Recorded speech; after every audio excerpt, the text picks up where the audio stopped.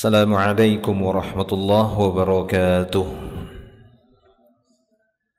Innal hamdalillah nahmaduhu wa nasta'inuhu wa nastaghfiruh wa na'udzu billahi min shururi anfusina wa sayyiati a'malina. Man yahdihillahu fala mudilla lahu wa man yudlil fala hadiyalah. Ashhadu an la ilaha illallah wahdahu la syarika lah wa ashhadu anna Muhammadan abduhu wa rasuluh. Allahumma salli wa sallim ala Rasulillah Muhammadin sallallahu alaihi wasallam wa ala alihi wa ashabihi wa man tabi'ahum bi ihsanin ila yaumiddin. Amma ba'd. Ma'asyiral muslimin wal muslimat rahimani Allah wa iyyakum ajma'in. Alhamdulillah, kita bersyukur kepada Allah Subhanahu wa ta'ala atas segala nikmat. Pada pagi hari ini Allah Subhanahu wa ta'ala ringankan langkah kaki kita untuk berkumpul kembali di masjid ini, melanjutkan kajian kita dari panduan keluarga sakinah. Dan insyaallah pembahasan kita melanjutkan di bab yang ke-16. Bab yang ke-16, kewajiban mendidik anak. Pendahuluan dari bab ini sudah kita bacakan, yang disampaikan oleh penulis, ini Al-Ustadz Yazid bin Abdul Qadir Jawaz rahimahullahu ta'ala rahmatan wasi'ah. Lalu telah kita bahas juga poin yang A tentang kesabaran di dalam mendidik anak, berusaha dengan baik untuk mendidik dan sabar agar anak-anak tersebut bisa mencintai Allah dan Rasul-Nya. Jadi poin yang A intinya mendidik anak-anak tersebut agar mencintai Allah dan Rasul-Nya. Ini merupakan tujuan utama, membuat anak-anak kita itu cinta dengan Allah dan Rasul-Nya. Jalan-jalannya ada banyak di dalam Islam.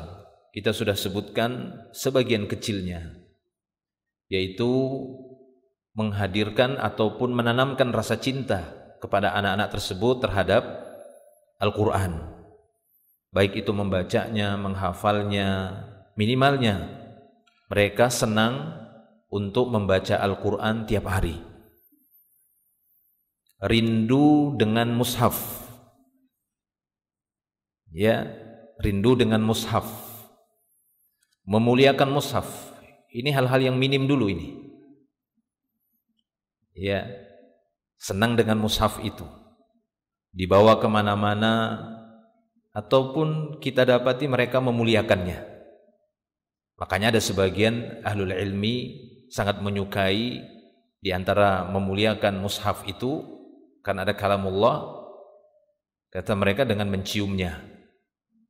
Walaupun sebagian ahlul ilmi yang lain mengatakan gak sampai seperti itulah, tapi sebagian mengatakan itu tanda cinta,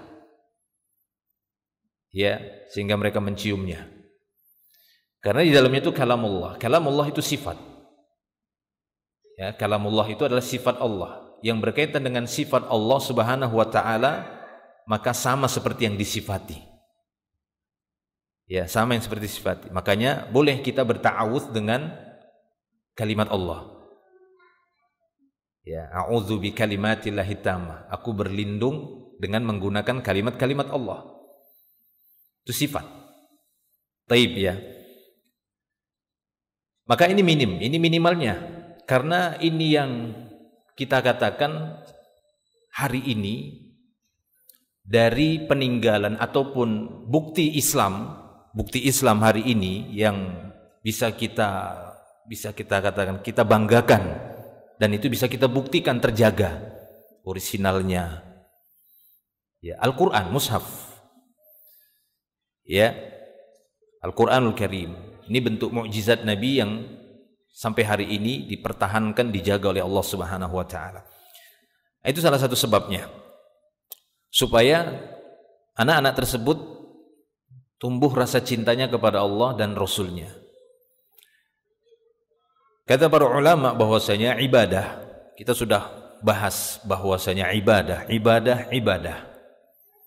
Itulah tujuan manusia dicipta. Dan ibadah itu punya ruh. Supaya dia hidup. Ini sudah dijelaskan oleh para ulama. Ruh ibadah itu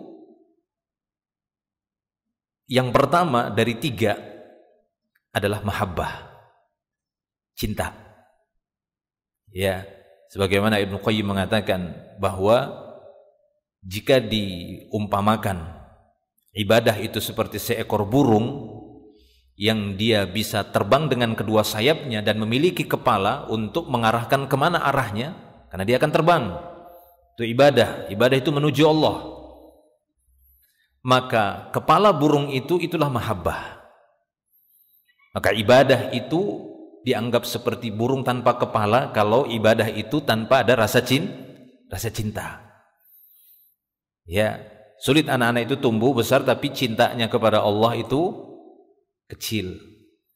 Maka inilah tugas orang tua, para pendidik, membuat mereka cinta sama Allah. Dan caranya banyak. Ada tokoh-tokoh dalam Islam seperti sahabat, ceritakan kepada mereka, membuat mereka cinta dengan Quran, membuat mereka cinta dengan Nabi Muhammad SAW, membuat mereka cinta dengan para ulama, senang dengan yang berkaitan dengan Islam, ilmu-ilmu Islam. Mereka senang, ya, senang membahas fikih, senang bahas akhlak, senang membahas tafsir, membahas makna-makna, menggali Al-Quran dan hadis. Seperti yang pernah kita sebutkan, bahwasanya kita belajar bukan untuk jadi ustadz, betul memang. Ya, tapi itu tidak dijadikan sebagai alasan untuk malas-malasan belajar. Karena memang kita belajar tujuannya adalah untuk mengurangi kebodohan yang ada pada kita. Kita datang dalam keadaan jahil. Tidak mungkin kita menghadap Allah Ta'ala, mengakhiri hidup ini juga dengan keadaan ya jahil juga. Maka kurangi itu sebelum ketemu dengan Allah Subhanahu wa taala. Taib ya. Itu yang sudah kita bahas, mengingatkan kembali. Kemudian poin yang B. Ya, jadi tadi ya, rasa cinta itu penting untuk kita tanamkan. Dari berbagai macam wasilah tadi sudah kita sebutkan, kita juga berusaha untuk menguatkan rasa cinta kita kepada Allah. Itulah dia ruhnya ibadah. Salat kita memang karena kita cinta sama Allah.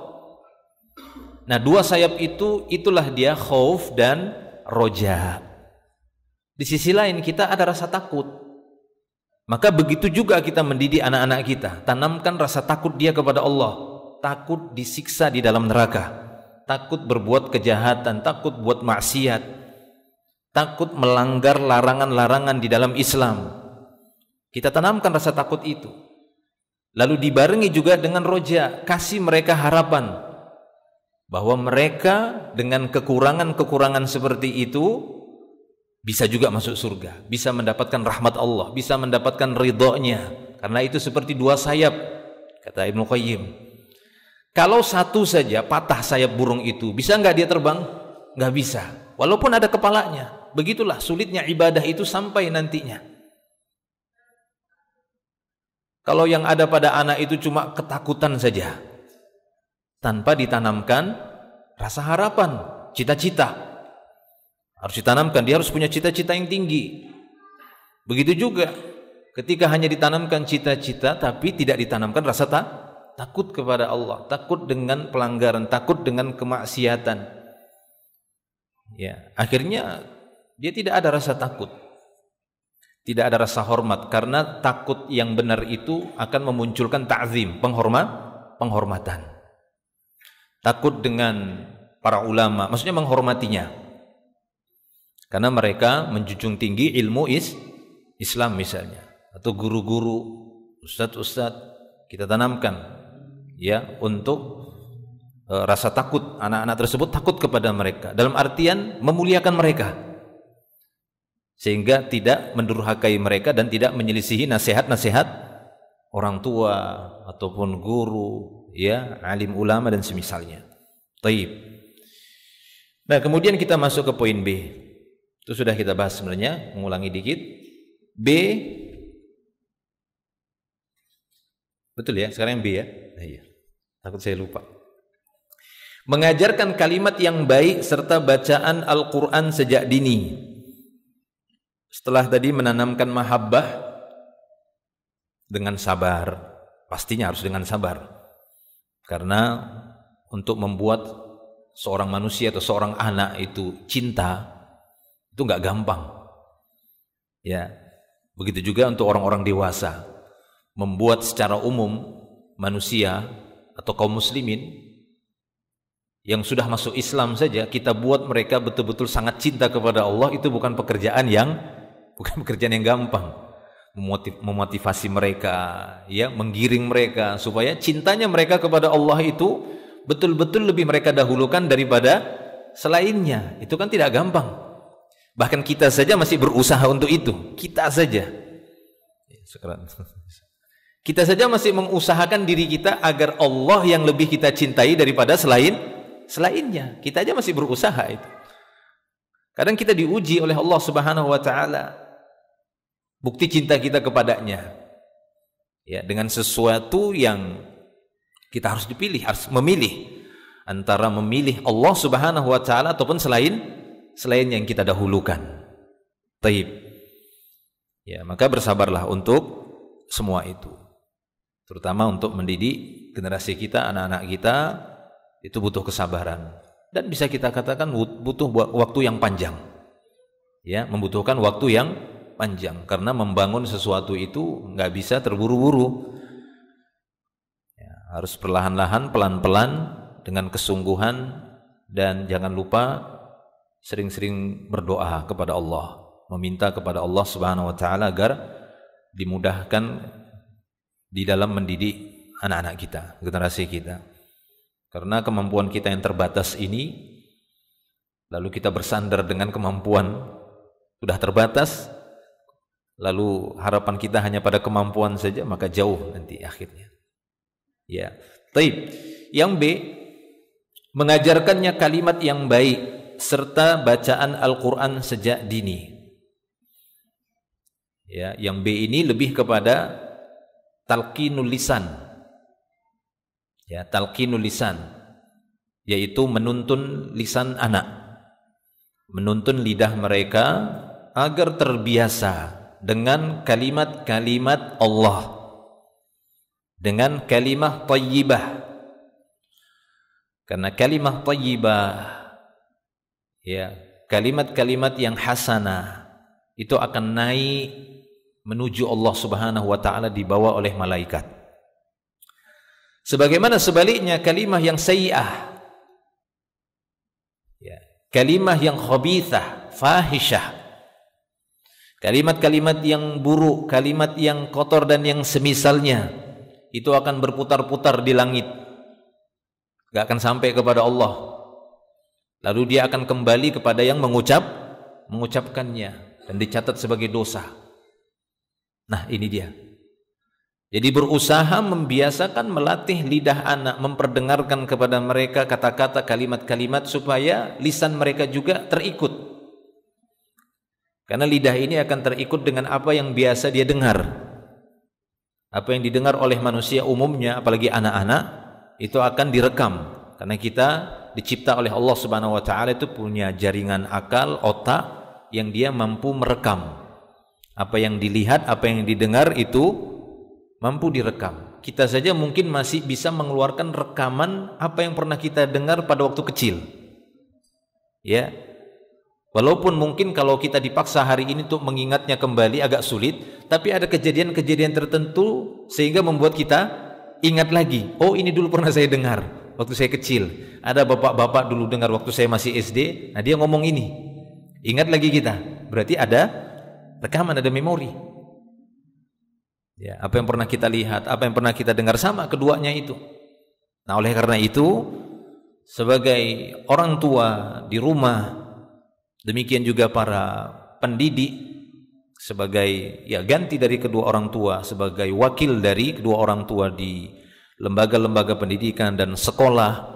Nah, ini berupaya untuk membiasakan anak-anak tersebut mendengar kalimat-kalimat yang thayyibah tadi, kalimat yang hasanah, tilawah Quran. Kita tidak katakan hanya sebatas berarti baca Quran terus kita kalau ketemu anak, bukan. Ya. Intinya berusaha untuk talqinul lisan, menuntun lisan anak-anak tersebut agar lisannya itu terarah lebih dominan kepada ucapan-ucapan yang baik-baik saja. Karena ada saat-saatnya manusia itu tidak mampu mengendalikan lidahnya, lisannya. Karena sebab emosi itu paling ini. Ya, karena sebab emosi, marah, atau karena khata', keliru. Bisa jadi keliru. Keliru maksudnya itu saking takutnya dan saking gembiranya, ini bisa salah omong. Walaupun dimaafkan. Jadi manusia itu, kita saking takut yang berlebihan bisa salah ucap. Ya, bahkan saking gembiranya juga bisa salah ucap. Nah, ucapan orang-orang kondisi seperti ini, dalam kondisi syiddah seperti ini, dimaafkan oleh Allah Subhanahu wa taala jika dia keliru, sekalipun ucapan itu adalah ucapan kufur. Sekalipun ucapan itu ucapan kufur, selama tidak ada unsur kesengajaan, artinya tidak sengaja, maka dimaafkan. Ya, sebagaimana Nabi SAW pernah menceritakan seorang yang saking gembiranya dia mendapatkan unta dan barang-barangnya bisa kembali lagi, yang sebelumnya hilang semuanya, dia berada di Sahara, tidak ada manusia di sana. Saat kembali, maka saking senangnya dia, ternyata salah ucap. Ya, dia mengatakan, Allahumma anta abdi ana rabbuk. Kata dia, ya Allah, kau itu hambaku, aku ini Tuhanmu. Dia balik. Ya, begitu saking gembiranya. Karena takut juga dimaafkan. Mungkin orang saking ketakutannya, diancam dia untuk mengucapkan kata-kata kufur, akhirnya dia ucapkan, maka dimaafkan ucapannya itu. Yang penting hatinya tetap tenang dengan iman. Taib ya.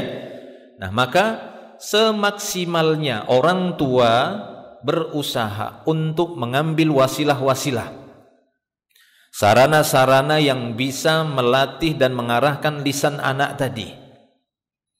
Apakah itu secara langsung dia ajarkan melalui lisan orang tua tadi atau lisan pendidik dengan mentalkin namanya. Ya, menuntunnya, ucapkan ini, ucapkan itu, katakan ini, katakan itu. Itu bisa juga. Atau memperdengarkan kalimat-kalimat yang baik, menceritakan cerita-cerita yang baik, bukan cerita bohong, sehingga dia akan mengadopsi itu, dia akan meniru itu, apa yang dia dengar tadi. Atau yang lebih utama, memperdengarkan Al-Quran secara langsung, itu lebih utama. Orang tua atau guru yang membacakan lebih dahulu Al-Quran tadi, sehingga anak tadi bisa mengikuti bacaan yang benar. Ya, ini diantara metode mengajar Al-Quran yang baik. Si guru duluan baca, sehingga anak bisa melihat bagaimana cara baca yang tepat, tebal tipisnya misalnya, gunnahnya, huruf per hurufnya, bagaimana bentuk mulutnya, terbukanya mulut, tertutupnya, ya, ke depannya bibir ataukah dia agak ke bawah bibir, dan seterusnya. Itu dia dilihat, diperhatikan sama dia. Ya, baru setelah itu dia perintahkan muridnya yang sudah melihat bagaimana cara baca dan sudah mendengar, disuruh untuk mengulangi. Ini talqin, bentuk-bentuk menalkinkan. Ya, taib. Dan ini sudah bisa dimulai dari anak-anak, ya, ketika anak-anak mulai berbicara. Umumnya di umur 2 tahun tuh, hampir rata-rata umur 2 sudah mulai bisa berbicara. Ya, ada sih yang sebelum itu, sebelum 2 tahun udah bisa omong, ada. Tapi ini kita mengambil rata-rata itu masa safih selesai menyusui, itu rata-rata bicaranya sudah agak lancar. Nah, maka di sini kata beliau, pada usia balita sekitar 2 sampai 5 tahun, kita ajarkan kepada mereka kalimat-kalimat yang baik secara umum. Kata-kata yang baik, kita berkata yang baik di hadapannya, dan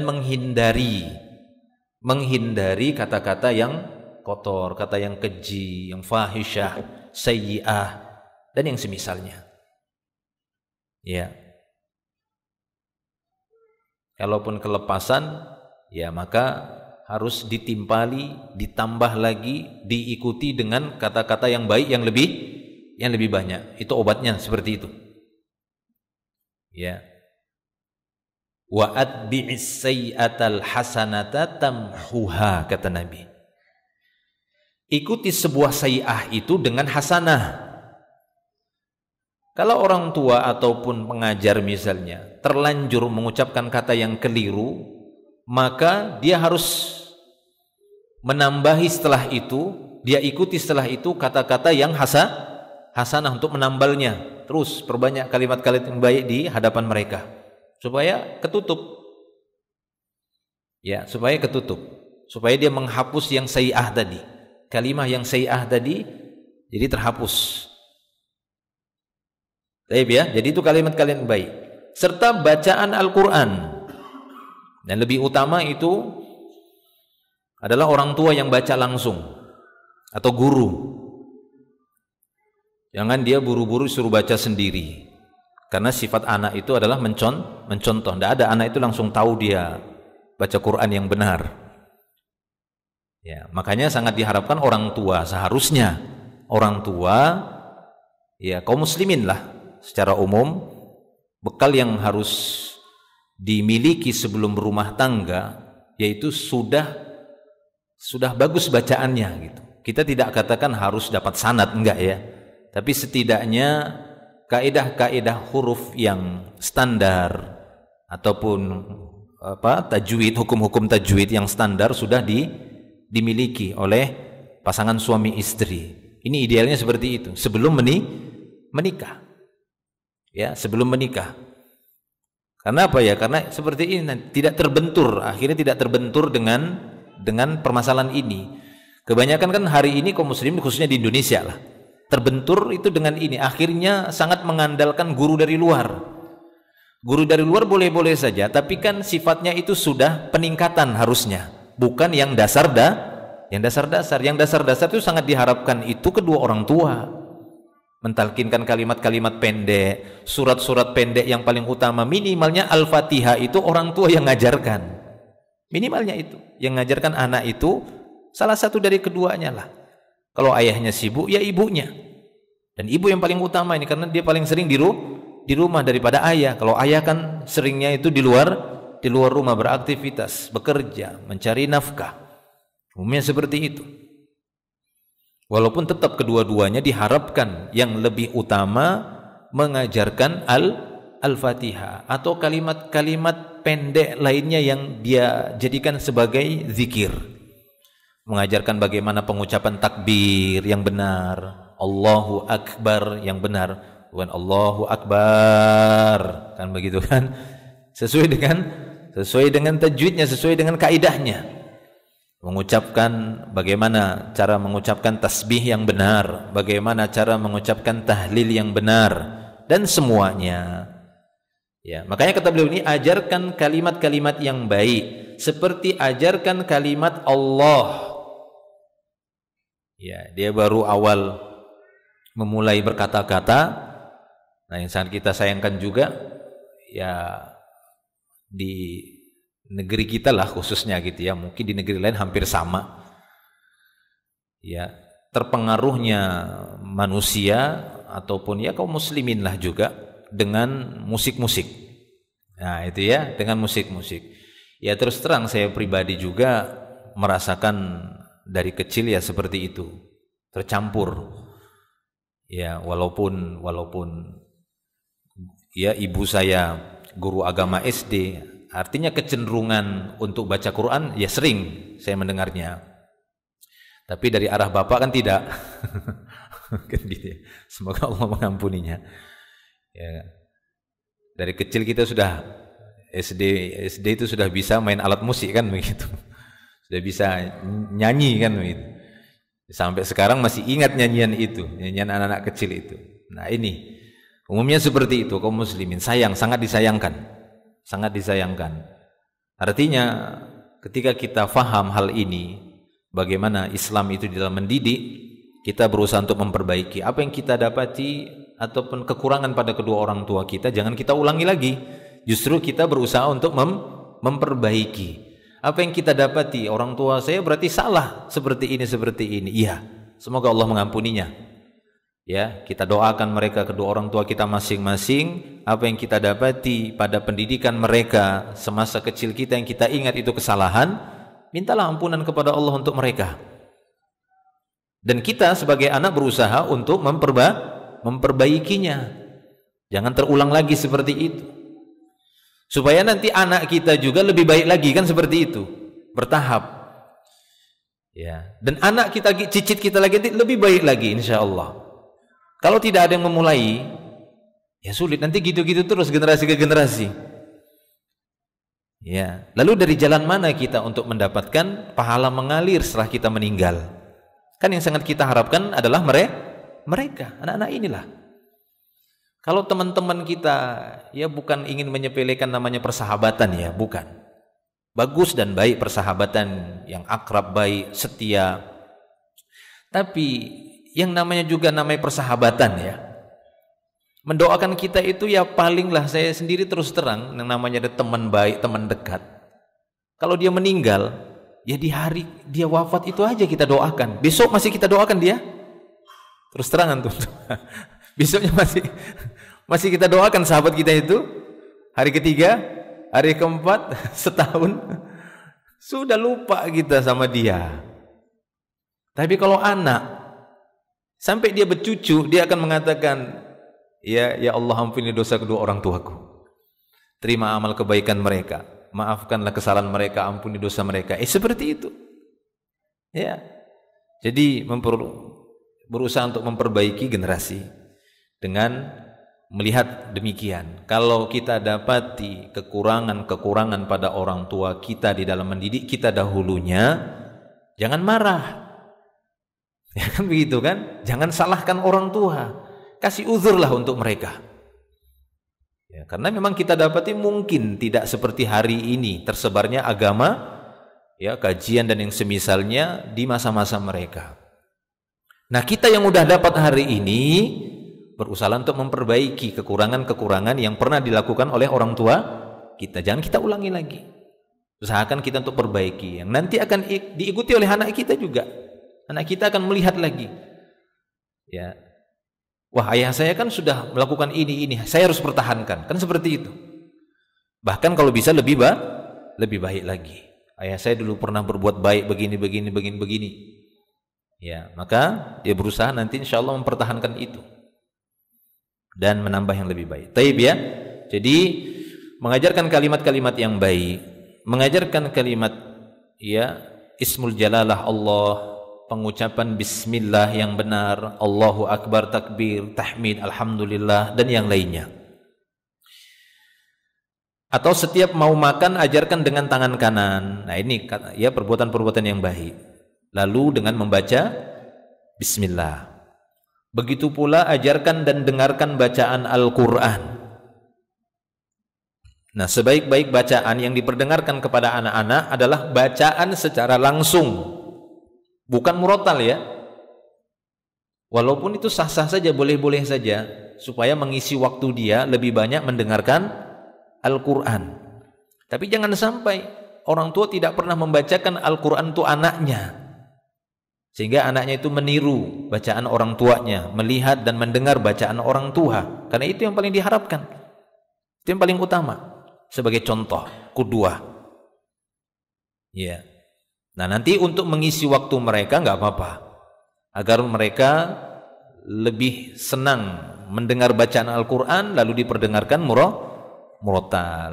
Dan untuk memudahkan mereka menghafal Quran dengan memperdengarkan murotal. Dan saran saya, kalau memilih bacaan murattal Quran untuk anak-anak, pilihlah bacaan yang standar. Ya, bacaan standar yang saya maksud di sini memang standar pemula.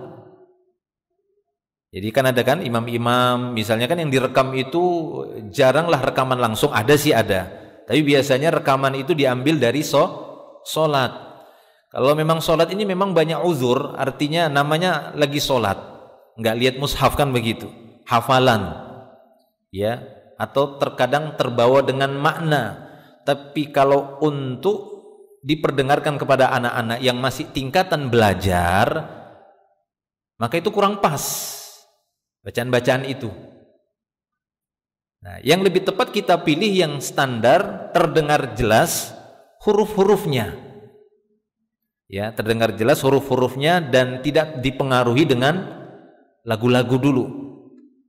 Ya, lagu-lagu, karena kan dalam sholat itu kebanyakan ya para imam itu sudah memang lebih banyak dia menggunakan lagu lah begitu ya, lebih kepada situ karena untuk mendatangkan kenyamanan bagi orang yang sholat, ya, mendengarnya. Nah, jadi itu diantara saran lah begitu ya, lebih bagus. Karena kebanyakan pengalaman saya pribadi, kebanyakan anak-anak yang sudah diperdengarkan bacaan murattal yang di waktu sholat begitu ya, yang dia sudah banyak terpengaruh dengan lagu dan tidak lihat mushaf. Nah itu akhirnya mereka menghafal melalui apa yang mereka dengar, dan ketika mereka talaki dengan guru untuk perbaikan baca tahsin, mereka kewalahan, kerepotan untuk merubahnya, lengket sudah. Ya, karena sampai tarik nafasnya saja itu dihafal. Sampai batuknya mungkin dihafal tuh. Gitu ya. Sampai seperti itu. Ya, tapi tatkala nanti dia mau tahsin, mau diperbaiki bacaannya tadi, dia kesulitan. Ini banyak ya yang saya dapati seperti itu, karena kan kebetulan saya juga mengelola ini ya, gitu ya, santri lah begitu, yang lebih banyak di tahfidz Quran. Ya seperti itu. Ada yang datang dia dari TK, SD, masuk di SMP, bawa 5 juz. Memperbaiki 1 juznya saja 1 tahun. Ya, memperbaiki 1 juznya saja 1 tahun. Ini 5 juz. Akhirnya apa? Akhirnya gurunya berkesimpulan, ditinggal aja 5 juz ini. Tidak usah dimurojaah dulu. Berat dia. Disuruh itu pendek di situ. Tetap dibaca panjang, dipendekkan. Tetap ketika lewati ayat itu dipanjangkan sama dia. Aduh, itu masih 1 tempat. Ya, 1 juz itu banyak beberapa titik itu yang salah. Akhirnya udah pindah saja ke juz yang baru yang belum pernah dia hafal, baru bisa dia benar 1 juznya itu bisa dipastikan ya paling kesalahan hanya 1-2% saja, selebihnya pas ya, bahkan bisa kita katakan 100% pas semua dengan huruf-hurufnya. Nah itu dia. Jadi akhirnya kan kerepotan. Kalau ini nggak ditahsin, nggak diperbaiki, nanti sampai tua dia ya salah terus, kan sayang. Nanti dia ajarkan lagi sama anaknya yang salah. Jadi nggak selesai-selesai, kesalahan itu berpindah-pindah. Bacaan salah itu terus diturunkan, jangan. Jadi kita berusaha bagaimana agar udahlah berhenti. Kita mungkin bacaan kita dulu ya bacaan belajar dari guru-guru ngaji di kampung lah ya kan, kan itu yang mereka itu belum ya spesialis lah di situ, hanya sebatas ya belajar sendiri gitu aja, tahu-tahu langsung ya dibaca begitu, diajarkan. Kalau memang bisa kita mampu anak-anak kita ini lebih baik lagi, ya lebih baik lagi. Taib. Agar apa, nanti keturunan juga yang menjadi cucu kita itu lebih baik lagi insya Allah, seperti itu lebih baik lagi nanti dia. Kalau kita ada usaha, nanti terus lagi cicitnya lagi. Dan kita nggak menyangka mungkin turunan ke-7 kita jadi seorang alim yang besar. Kita ngalir pahalanya terus. Kenapa? Karena kita yang mengawali, mengusahakan anak kita duluan. Lalu dia menurunkan itu juga. Ingat dia bapaknya, ini hasil usaha bapak saya baikin lagi anak saya baikin lagi terus ke bawah. Ya, hasil orang tuanya yang awal, yang berusaha tadi membuka kebaikan, yang mengawali kebaikan tadi akan mendapatkan pahala. Taib itu ya. Nah, ini tujuannya mengajarkan kalimat-kalimat baik, terutama bacaan Al-Qur'an yang benar. Ya, begitu pula ajarkan dan dengarkan bacaan Al-Qur'an dari mulai surat Al-Fatihah. Ini paling utama karena dia dipakai untuk salat sebagai rukun salat, salah satu dari rukun salat yaitu surat Al-Fatihah. Dan surah-surah yang pendek. Ya, dan surah-surah yang pendek. Dibimbing terus setiap hari siang malam. Jangan sekali-sekali, siang malam dibimbing terus, didampingi terus, diarahkan terus, dan sabarlah di dalam mengarahkannya. Jangan pernah terputus pada satu hari pun kecuali ingatkan dia dengan Al-Quran. Ya, ingatkan, tidak ada masalah. Para salaf terdahulu demikian. Utsman ibn Affan, Allah Ta'ala karuniakan melalui beliau terkumpullah sebuah mushaf yang sampai hari ini masih jadi standar mushaf Utsmani. Lihat Utsman itu merasa galau kalau dalam satu hari tidak baca Quran. Itu Utsman bin Affan. Ya, galau dia. Sehingga Allah Subhanahu wa taala jadikan akhir dari kehidupannya, ya, khatimatu hayatihi husn. Akhir dari kehidupannya insyaallah baik. Mendapatkan pahala syahid karena dibunuh oleh seorang khawarij. Saat dia membaca Al-Quran dia terbunuhnya. Utsman, ya, dibunuh oleh seorang khawarij pada waktu itu. Yang ketika dia membunuh Utsman, dia pun membaca ayat Allah Subhanahu wa taala. Dia membaca ayat Allah juga. Tidak ada hukum kecuali hukum Allah, kata dia. Ya, dibunuhnya Utsman dan Utsman terbunuh waktu itu, sehingga darahnya itu mengenai mushaf, lembaran mushafnya itu. Taib, ya, dan itu merupakan syahid. Ya, dapat pahala syahid tapi dengan kecintaan Al-Qur'an. Nah, jadi Utsman demikian. Dia merasa enggak nyaman, enggak tenang kalau dalam hari itu tidak ada baca Al-Qur'an. Kita usahakan seperti itu. Kita usahakan agar memperdengarkan Al-Quran atau setidaknya minimalnya menyuruh dia baca Al-Quran. Sudah baca Quran hari ini, ya minimalnya bilang seperti itu aja sama anak kita. Kalau dia bersama kita di rumah, tapi kalau dia di pondok pesantren, dia insya Allah. Karena itu udah programnya kan begitu. Subuh saja, itu sudah disemprotin kan begitu kan. Sudah disemprotin dia supaya nggak ngantuk, supaya dia pegang mushaf baca Quran. Ya, sebenarnya itu untuk membiasakan mereka. Supaya mereka dekat dengan Al-Quran, kan begitu. Hari-harinya untuk mencintai Al-Quran. Taib. 6. Jadi kata beliau, dibimbing terus setiap hari siang malam. Ini sebagaimana dicontohkan para sahabat radhiyallahu anhum serta generasi tabi'in dan tabi'ut tabi'in. Sehingga banyak dari mereka yang sudah hafal Quran pada usia yang terbilang sangat muda, sangat belia. Nah, makanya inilah kesuksesan para generasi awal. Ya, seperti yang pernah kita sebutkan sebelumnya, bahwa kesuksesan itu dalam sebuah generasi apabila generasi tersebut memulai ilmunya dengan Quran, memulai kehidupannya di masa dininya kecilnya dengan Al-Quran. Ini masih diikuti di beberapa negara, Afrika, Sudan, Saudi khususnya. Ya, ada di beberapa tempat itu orang tua, Mesir juga ya, sebagai tempat itu merasa aib kalau anaknya itu melanjutkan dirosahnya, melanjutkan studi sebelum menyelesaikan Al-Quran. Jadi kebiasaan mereka itu selesaikan dulu Quranmu 30 juz.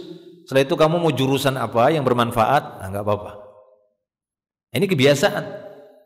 Karena memang seperti itu kita dapati di dalam sirahnya para salaf. Anak-anak mereka itu sampai ada yang umur 20 tahun baru selesai Quran, baru dibolehkan oleh orang tuanya belajar yang lain, belajar hadis. Sampai ada yang umur 20. Ya, sampai ada para salaf itu mendampingi anaknya satu hari satu ayat. Satu ayat itu aja dia ulangi. Satu ayat itu saja. Sampai kalau saya tidak keliru riwayatnya itu sampai umur 20 tahun anak saya selesai. Ya, anaknya umur 20 baru dia bolehkan belajar hadis secara khusus. Yang waktunya lebih banyak, bukan berarti nggak boleh belajar hadis ya, tapi dia lebih khusus lebih banyak atau belajar fikih seperti itu. ya, atau belajar-belajar yang lainnya. Ya, pelajaran-pelajaran yang lainnya. Karena ilmu pengetahuan alam dari zaman dahulu, dari zamannya para salaf sudah ada. Terutama memang dulu yang sangat dominan mempelajari ilmu-ilmu pengetahuan alam memang dari orang-orang di luar Islam. Yang seperti itu. Ya, dari dulu mereka habiskan waktunya karena mereka tidak merasa ada kewajiban untuk belajar agama. Jadi banyak waktu mereka itu untuk meneliti alam. Itu wajar saja. Kalau kita, ya memang tujuan kita ya diciptakan oleh Allah Ta'ala, harus kita sadari tujuannya bukan semata-mata untuk mengetahui alam saja, tapi untuk bisa masuk surga, kan begitu. Ya itu semua dengan ilmu agama. Ya, dengan ilmu agama. Jadi tidak perlu heran, tidak perlu kita merasa ketinggalan. Ke orang-orang non-muslim, orang-orang kafir, mereka lebih terdepan dalam ilmu-ilmu pengetahuan alam. Ya wajar. Karena memang waktu mereka itu mereka habiskan untuk itu. Kita enggak. Ya, kita bukan untuk itu dihabiskan. Dan dalil-dalilnya memang enggak menunjukkan ke sana. Ya, sama seperti sabda Nabi sallallahu alaihi wasallam. Nabi mengatakan bahwasanya ad-dunya sijnul mu'min wa jannatul kafir, kata Nabi. Memang dunia ini penjaranya orang mukmin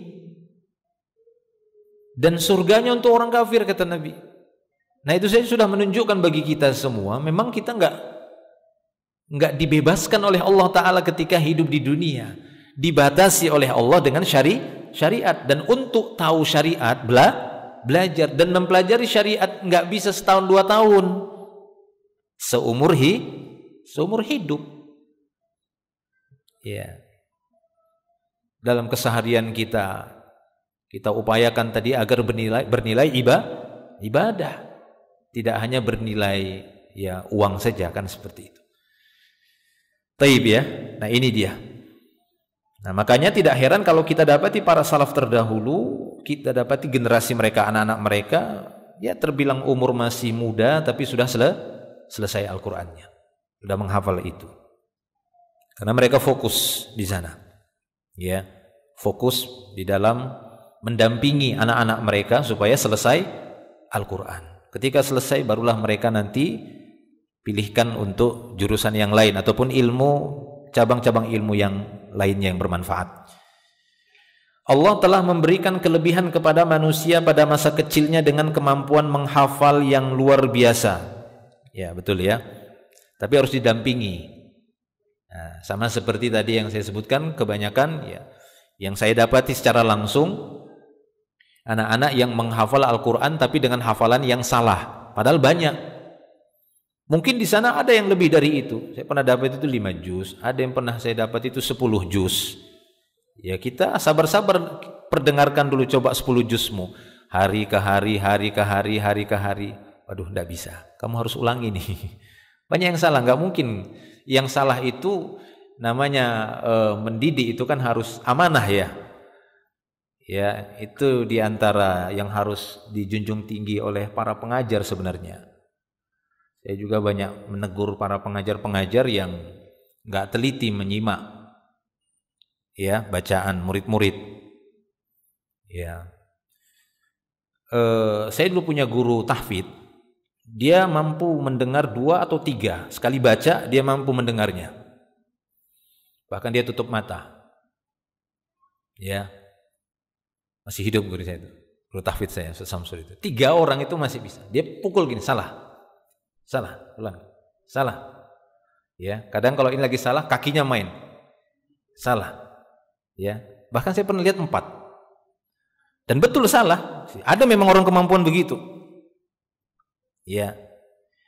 Ya, Ustaz Samsuri ya. Anaknya Abdul Rahim yang sekarang udah selesai S2, yang eksiden kemarin sampai buta, itu bapaknya itu guru saya, guru tahfidz saya. Ya. Beliau itu dengar sampai bisa seperti itu.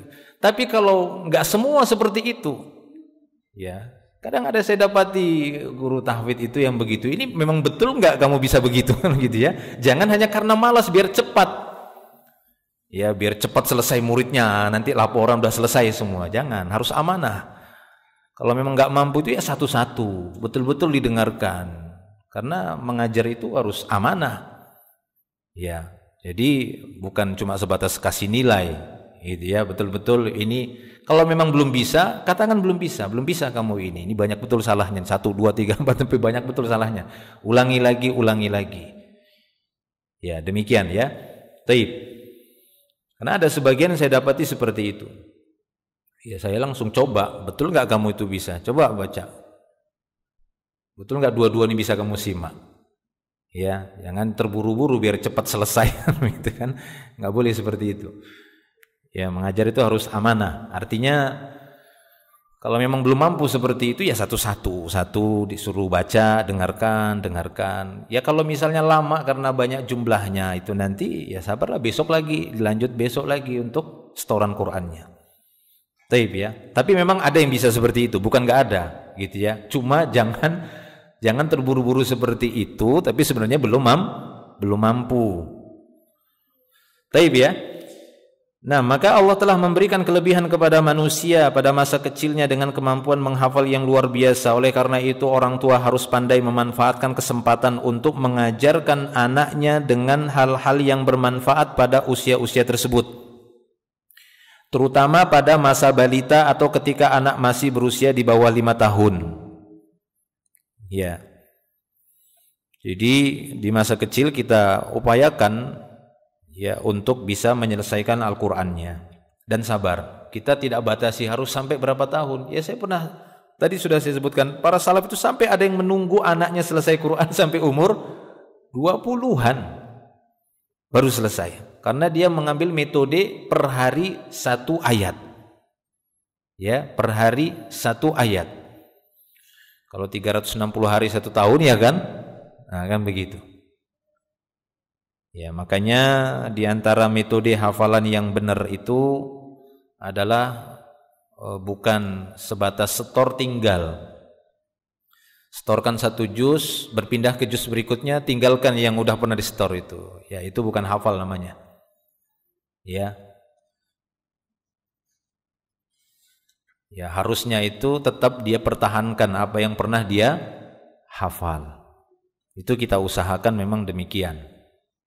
Ya, dan itu yang memang metode yang saya terapkan. Memang agak lambat sih.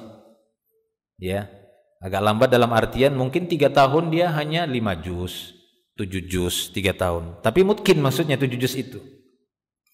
Daripada dia 3 tahun misalnya mengikuti satu tingkatan SMP atau SMA 3 tahun, selesai. Berapa juz hafalan Qur'annya? 25 juz. Kita harus mengajukan pertanyaan lagi, yang mungkin berapa? Padahal kan berapa juz hafalan maksudnya hafal itu apa yang mungkin, kan begitu? Kan itu kan? Iya. Berapa juz hafalan Quran? Cuma 2 juz. Mending seperti itu tapi mungkin. Enggak perlu malu. Ngapain malu? Kalau dibilang 3 tahun cuma 2 juz, itu lebih baik mungkin daripada 3 tahun 20 juz enggak ada yang mungkin. Ya kan seperti itu. Hanya untuk mengejar target saja, target nilai, kan bukan itu. Iya, tapi apa yang lengket ilmu Quran itu kan hafal apa yang menempel, yang apabila kita ditanya bisa kita sambung, apabila disuruh jadi imam bisa dikeluarkan tadi hafalan itu, kan begitu dia. Itulah dia hafal namanya. Ya, bisa dikeluarkan. Bukan untuk musabaqah saja sebenarnya hafal Quran itu, tapi untuk diri sendiri. Ya, untuk mengambil keberkahan. Kalamullah itu lengket, melekat pada dirinya, pada badannya. Taib ya. Itu dia. Itu diantara metode yang saya lebih condong seperti itu. Ya, saya lebih suka seperti itu. Ya karena anak saya juga seperti itu saya buat. Jadi enggak boleh misalnya udah 8 juz itu harus bisa dia selesaikan sepekan, baru nambah. Lebih bagus kamu nambah sehari itu cuma 1 ayat. Tapi murojaahnya 4 juz. Ya kan begitu, 3 juz. Lebih baik seperti itu, enggak apa-apa. Jadi dibawa terus itu. Besok nambah 1 ayat aja. Enggak usah banyak-banyak. 1 ayat saja. Tapi yang hafalan lama bisa dibaca dalam 3 hari lagi. Ya, misalnya dia sudah 9 juz hafalan. Senin 3 juz pertama, nambah 1 ayat. Di juz 10 misalnya dia. Kan begitu kan? Nah, dia sekarang masuk hafalan baru juz 10. Juz 1, 2, 3 itu hari Senin harus bisa dia bacakan semuanya. Murojaah tanpa melihat mushaf. Bacakan itu di hadapan. Hari Selasa juz 4, 5, 6. Tapi itu tambahannya 1 juz saja. 1 ayat saja, 1 ayat saja tambah. Kalau belum bisa nambah, lebih bagus gak usah nambah dulu. Sampai nanti 9 juz ini betul-betul bisa dia baca semuanya, baru nanti nambah 1 ayat lagi. Itu lebih bagus itu. Jadi dia bawa, karena hafalan Quran ini ibaratkan kan tabungan. Nggak ada orang tanya, berapa tabunganmu? 25 juta. Ada? Enggak, dulu pernah ada 25 juta. Gimana? Ilmu itu kan untuk disedekahkan. Ilmu itu seperti harta. Sedekah ilmu itu yaitu tadi untuk bisa dia bacakan dan bisa dia diajarkan. Gitu ya. Taib. Nah, itu kalau dipertahankan itu lebih bagus. Ya, dipertahankan sampai dia tua nanti misalnya, nambah dikit 1 ayat, tambah 1 ayat, tambah 1 ayat. Kalau ada yang punya kekuatan hafalan lebih dari itu bagus. Tapi kan nggak semua seperti itu. Kalau kita dapati hafalannya tidak sekuat mungkin yang ininya, rata-rata lah begitu ya. Nah, pakai cara seperti itu lebih bagus dia memutkinkan hafalan yang pernah dia setorkan daripada terburu-buru menambah tapi dengan meninggalkan yang lainnya. Jangan semuanya dibawa. Semuanya dibawa sampai mati gitu loh bahasanya. Hafalan itu dibawa semuanya sampai dia mati. Ya. Taib ya. Nah, usaha ini harus terus dijalankan kata beliau di sini. Meskipun mungkin di sekitar tempat tinggal kita tidak ada sekolah semacam tahfidzul Quran. Nah, jadi jangan alasan. Apalagi sekarang kan sudah ada media sosial, media online, belajar online. Kalau misalnya di tempat tinggalnya itu nggak ada tahfidzul Quran, nah cari grup-grup ataupun tempat-tempat belajar Quran melalui jarak jauh kan begitu ya, online. Ada kan sekarang? Ada banyak sekarang itu bisa didapati seperti itu. Udah ikutkan di situ. Itu lumayan membantu. Walaupun mungkin ada saat-saat tertentu sinyalnya terganggu, tapi kan nggak terus-terusan terganggu. Paling dikit aja. Dalam 1 jam mungkin pertemuan. Ya, atau dapat jatah 15 menit, paling dikit saja lah, berapa menit itu nanti agak dia mati misalnya kan, kadang ya lancar jaya saja. Taib ya. Nah, seperti itu. Jadi tidak ada alasan, jangan menjadikan alasan, wah di tempat saya ini enggak ada tempat belajar Quran yang pas, yang tepat, yang memang menerapkan tahsin ataupun tajwid yang benar. Ya, gunakan media yang ada.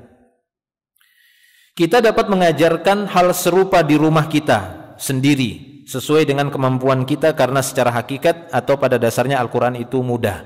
Walaqad yassarnal Quran lidzikr fahal mim muddakir, kata Allah. Sungguh kami sudah memudahkan Al-Quran ini untuk peringatan, kata Allah. Ya, walaqad yassarnal Qur'ana lidzikri fahal mim muddakir. Adakah yang mau mengambil pelajaran, kata Allah. Sampai seperti itu bahasa Allah. Adakah yang mau mengambil pelajaran dari Quran ini? Udah kami mudahkan Quran ini, kata Allah. Ya, jadi jangan beralasan susah, sulit. Kenapa? Kalau sampai seorang beralasan atau menduga seperti itu, akhirnya betul-betul Allah Ta'ala sulitkan dia untuk mempelajari Al-Quran. Ana inda dhanni abdi bi. Aku menurut dugaan hambaku terhadap diriku. In dhanna khairan falahu. Jika dia menduga yang baik-baik, maka bagi dia kebaikan. Wa in dhanna syarran falahu. Dan apabila dia menduga yang buruk-buruk, ya bagi dialah keburukan tadi. Karena itu yang dia duga. Kalau seorang itu sudah menduga susah dan sulit Al-Quran itu, padahal Allah mengatakan walaqad yassarnal Qur'ana lidzikr fahal mim muddakir. Sudah kami mudahkan itu. Tapi si hamba merasa susah, ya seorang itu sesuai dengan dugaannya, ya maka dia akan betul-betul mendapatkan kesusahan. Begitu juga kalau dia menduga itu pada anaknya, akhirnya anaknya juga ikut kesusahan, kesulitan untuk menghafalkan Al-Quran itu. Ya, kalau sebelumnya orang tua dahulunya hanya mampu menghafal juz 30, kalau bisa anaknya janganlah. Jangan cuma juz 30, nambahlah, minimal nambah 1 juz.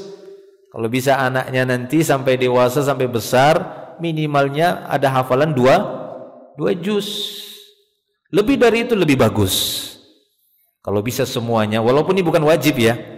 Bukan wajib, karena surat yang wajib dihafal itu cuma 1 dari 114.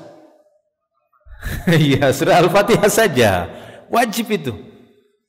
Ya, nggak mungkin dia pegang mushaf terus setiap sholat. Wajib dihafalnya itu. Walaupun sah-sah saja, misalnya dia mengerjakan sholat dengan baca Al-Fatihah pakai mushaf, sah-sah saja, sah sholatnya. Tapi tidak sesempurna orang yang menghafalnya. Mau sampai kapan dia pegang mushaf terus sholatnya? Ya, taib ya. 6. Jadi demikian. Ini berkaitan dengan poin B tadi. Berusaha untuk mengajarkan, membiasakan, melatih anak-anaknya atau melatih lisannya. Apakah itu mengucapkan kalimat-kalimat yang baik, ucapan-ucapan yang baik. Demikian juga mengajarkan mereka kalimat-kalimat zikir-zikir di dalam Islam atau doa-doa. Nah, itu juga ajarkan mereka doa-doa. Doa-doa yang dari Al-Quran, doa-doa dari hadis-hadis Nabi, atau doa-doa yang baik yang lainnya yang itu mereka pakai untuk muamalah, mengajarkan mereka mendoakan keberkahan untuk yang lainnya. Nah, misalnya kalau kamu melihat pada temanmu ada sesuatu yang tak kau miliki, kelebihan itu Allah berikan kepada temanmu, doakan keberkahan untuknya. Kan itu sunnahnya. Kita ajarkan anak kita, itu sunnah Nabi. Nabi perintahkan demikian. Apabila kalian melihat sesuatu fadl yang Allah Ta'ala berikan pada orang lain, pada saudara kalian, kalian lihat itu, dan itu tidak ada pada kita, maka doakan dia dengan keberkahan. Tujuannya apa? Salah satu tujuannya adalah untuk menangkal penyakit ain. Karena terkadang seorang itu tidak menyadari pada kedua matanya ada penyakit ain. Sahabat saja ada yang punya itu, tapi dia nggak tahu. Dia puji sahabat yang lain yang sedang mandi di tempat mandian umum. Lalu tersingkaplah, kan namanya auratnya kan pusat, tersingkap punggungnya ini putih. Dia bilang, aku belum pernah lihat punggung seputih ini, punggung laki-laki seputih ini. Langsung terpental dia, terbanting di atas tanah. Ya, teman-teman yang menyaksikannya membawa dia kepada Rasulullah. Rasul bilang, sekiranya kalian tahu siapa ini pelakunya. Ya tahulah, memang ada yang tadi dengar muji. Si fulan ya Rasul, panggil. Nah ini ya, jadi kalau tahu misalnya ada seorang terkena ain dan tahu pelakunya, itu dipanggil. Disuruh mandi dia. Nah air bekas mandinya itu dimandikan yang kena ain, itu insya Allah bisa sembuh. Maka dimandikan tadi itu, panggil si fulan, dipanggil. Suruh mandi dia. Pakai sarung, disiram dari dalam sarungnya, airnya ditampung. Air bekas mandinya itu. Gitu cara mengobatinya. Lalu dimandikan yang kena ain tadi, sembuh. Begitu. Cuma kebanyakan sekarang ini kan kita nggak tahu ini kena ain atau enggak, kan begitu kan? Kok demam ini ya? Tadi kamu kayaknya puji-puji. Ini demam dia nih, kamu suruh mandi. Enak aja, mataku biasa aja ini nggak ada ainnya, katanya gitu. Kadang memang nggak sadar orang tersebut pada matanya itu ada ain, dan itu lebih keras lagi ainnya apabila dia memuji orang lain yang dia dapati memiliki kelebihan. Makanya dikasih solusi oleh Nabi untuk menangkal ainnya, doakan keberkahan. Karena ain itu benar. Dan kadang seorang itu nggak sadar pada pandangan kedua matanya itu ada ain. Karena penyakit ain ini nggak ada campur tangan jin, nggak ada. Memang murni Allah Ta'ala berkehendak pada kedua mata, pandangan mata bisa menimbulkan sakit. Ya, ada orang lain. Ya, ibaratkan Allah Ta'ala menjadikan bakteri, virus bisa membuat orang demam, bisa grogoti paru-paru, kan bisa kan begitu. Ya Allah yang berkehendak itu. Nah mata ini bisa menjadikan badan orang itu sakit. Ya, sampai demam, sampai terpental. Ya, bisa. Mungkin itu yang terinspirasi, makanya ada film yang gini kan. Nah gitu ya. Bisa itu. Bahkan kalau kita dengar cerita-cerita para ulama itu sampai ada yang bisa pandangan matanya itu menggeser traktor gitu ya. Saking dia pengen traktor mungkin, aduh pengennya aku ini bagus betul traktornya, itu geser traktornya. ya, tergeser traktornya itu, terbalik-balik, ya itu bisa memungkinkan itu. Dan dia enggak sekehendaknya, enggak ya, kan gitu ya. Dengan izin Allah memang semuanya. Sama seperti sihir kan? Sihir juga kan dengan izin Allah Ta'ala kena. Tapi kalau Allah enggak izin ya enggak kena juga. Tapi berlaku itu bisa. Ya, tapi dia beda. Ain itu enggak ada hubungannya dengan sihir, jin. Memang murni aslinya pandangan mata. Karena sahabat juga punya waktu itu pernah ya. Sahabat saja ada itu. Ain hak kata Nabi. Taib ya. Kita lanjut yang C.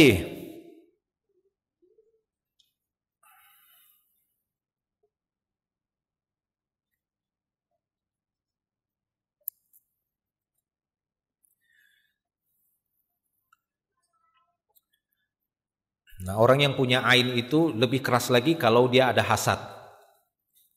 Nah, itu dia. Kalau dia ada hasad pada saudaranya. Tahu hasad kan? Tamanni zawalin ni'mah an ghairi. Punya keinginan agar nikmat orang lain itu hilang. Ya, tambah lagi dia pandangin, sakit itu bisa. Ya, bisa terzolimi saudaranya.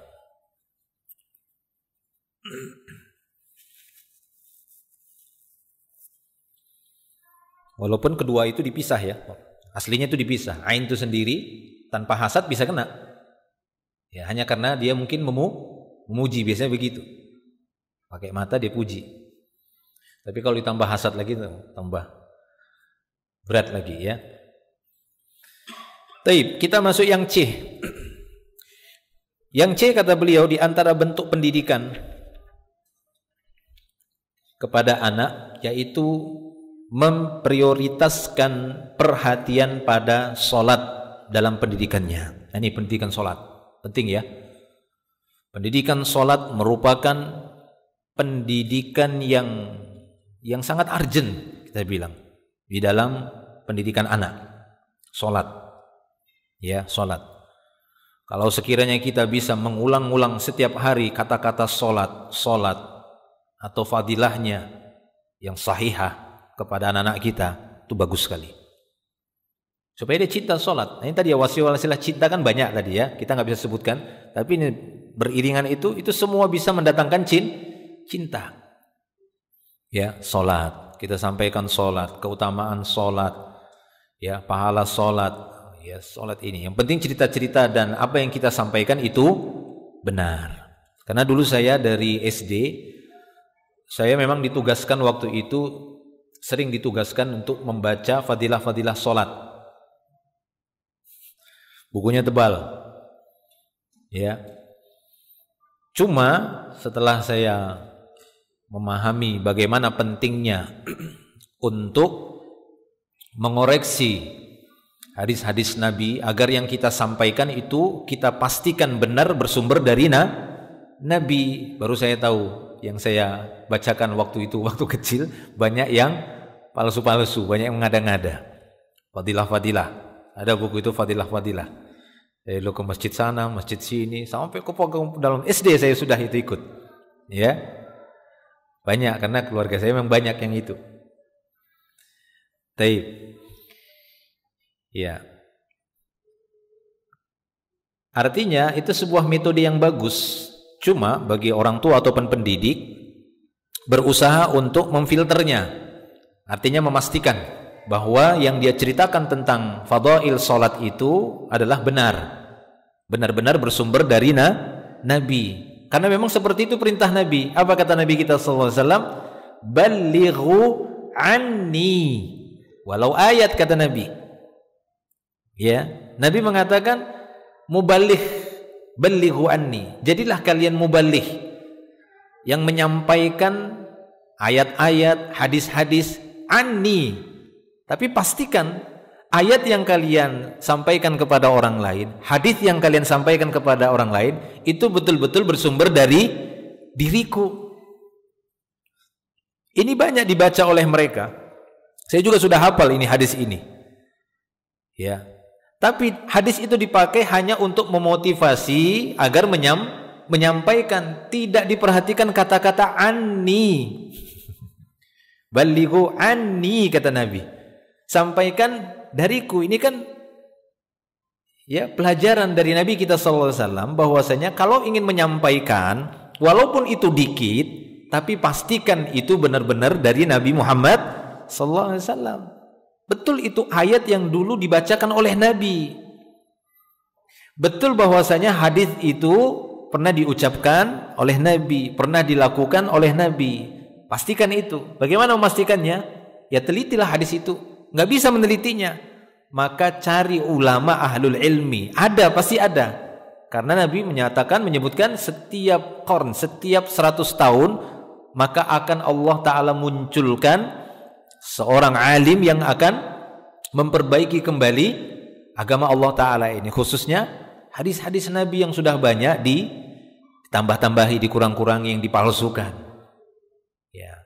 Maka kita cari ulama yang memang punya kemampuan untuk itu, untuk meneliti hadis kalau kita tidak mengetahui atau tidak mempunyai ilmunya. Nah, tidak apa-apa. Artinya ketika kita tidak memiliki sebuah cabang ilmu lalu kita taklid dengan seorang ulama, ini boleh. Jelas ya? Boleh seperti itu. Kita nggak bisa meneliti hadis secara langsung, kemudian belum tahu lagi bagaimana tentang metode tashih hadis, belum lagi nyari-nyari kitab rijal ini di mana. Kitab-kitab rawi itu nggak punya saya. Ya, maktabahnya rata-rata kan di universitas ataupun mungkin di negara-negara Timur Tengah, nggak ada di rumah saya. Gimana saya mengoreksinya? Ya melalui ulama yang terpercaya, kemudian kita taklid dengan hasil koreksinya, hasil penelitiannya. Karena memang kita nggak tahu, nggak ada jalan yang lain, maka nggak apa-apa dengan cara itu. Jelas ya? Baik. Nah, maka dari itu ini diantara cara untuk menjadikan anak-anak kita itu cinta dengan sholat. Ceritakan kepada mereka kisah-kisah yang benar tentang sholat, baik itu langsung dari Nabi ataupun dari ayat-ayat Al-Quran atau apa yang ditafsirkan oleh para ulama tafsir tentang ayat-ayat sholat. Karena dalam Al-Quran banyak ayat-ayat yang menceritakan tentang sholat. Banyak atau tidak? Banyak dalam Al-Quran itu ayat-ayat yang memerintahkan sholat. Kadang sholat digandengkan dengan sabar, kadang sholat digandengkan dengan rizki, ya atau tidak? Wasta'inu bis sabri was sholah, ya, atau seperti ini ayat wa'mur ahlaka bis sholat wastabir alaiha la nas'aluka rizqan nahnu narzukuka. Kadang sholat itu digandengkan dengan rizki, sholat digandengkan dengan sabar tadi, wasta'inu bis sabri was sholah, atau kadang sholat digandengkan dengan zakat. Nah itu dia. Kita ceritakan itu, kita sampaikan faidah-faidah itu. Tahu enggak nak, kenapa sholat digandengkan oleh Allah dengan zakat? Ceritakanlah sama mereka. Ya, enggak tahu Abi, sama Abi juga enggak tahu. Ayo kita sama-sama belajar kalau gitu. Ya, kenapa sholat digandengkan dengan sabar? Apa hikmahnya? Kenapa sholat digandengkan dengan rizki oleh Allah Subhanahu Wa Taala? Apa hikmahnya? Ceritakan sama mereka. Senang nanti itu mereka. Oh begitukah Habib? Begitu kami? Iya. Nah seperti itulah dia. Makanya jaga sholatnya. Ya. Artinya, tatkala kita mengarahkan demikian, sehingga sholatnya dia itu bukan semata-mata mau cari rizki, akan tetapi dia mengerjakan sholat karena Allah menggandengkan itu. Karena Allah menggandengkan sholat dengan rizki. Karena Allah menggandengkan sholat dengan zakat. Karena Allah menggandengkan sholat dengan jihad misalnya, sholat dengan ini, sholat dengan itu. Kita kasih dia hikmah-hikmah itu, tafsiran para ulama tentang itu, ya, sehingga dia paham dan dia senang dengan sholat tadi. Nah, kan begitu. Ada sebagian orang tua ya bersandar dengan hadis-hadis yang lemah misalnya, lalu memerintahkan kamu harus jaga sholat tahajudmu, jangan pernah tinggal, supaya rezekimu lancar. Gitu ya. Ini kurang pas. Ya, jadi seakan-akan dia nanti menjaga sholat itu hanya sebatas untuk menjaga rezeki. Tapi harus kita cari, ya itu tadi ya, kita mulai bahwasanya menggandengkan sholat dengan rezeki itu memang karena ada perintah dari Allah Subhanahu Wa Taala. Jaminan rezeki itu dari Allah. Sebabnya apa nak? Sholat, kan begitu. Jadi tetap kita ikat dia itu dengan Robnya, kan itu kan? Kita ikat dia dengan ya Robnya, keyakinannya itu dekat dia dengan Robnya, bukan semata-mata hanya untuk mencari kesuksesan duniawi saja. Ya itu. Atau pernah kita dapati orang tua, jaga sholat duhamu, ya supaya nanti sukses usahamu gitu ya. Ya dari satu sisi benar-benar saja memang bisa sholat itu, tapi kita harus pintar-pintar mencarinya agar dia tetap keterkaitan, ya, penyandaran hatinya itu hanya kepada Allah. Dia tahu itu semuanya, ya, yang menjadikan hal itu adalah Allah Subhanahu wa taala. Taib ya. Nah ini kata beliau. Memprioritaskan perhatian pada sholat dalam pendidikannya. Perhatian terhadap sholat juga harus menjadi prioritas utama bagi orang tua kepada anaknya. Sholat merupakan tiang agama. Jika seorang melalaikannya, niscaya agama ini tidak bisa tegak pada dirinya. Sholat ini pula lah yang pertama kali akan dihisab oleh Allah di akhirat. Nah ini poin-poin yang membuat orang tua harusnya semakin semangat, ya, ataupun para pendidik, terutama di pondok pesantren, jangan sampai kelewatan, atau di sekolah-sekolah Islam, ya, atau sekolah yang di sana ada kaum muslimin, ada anak-anak kaum muslimin.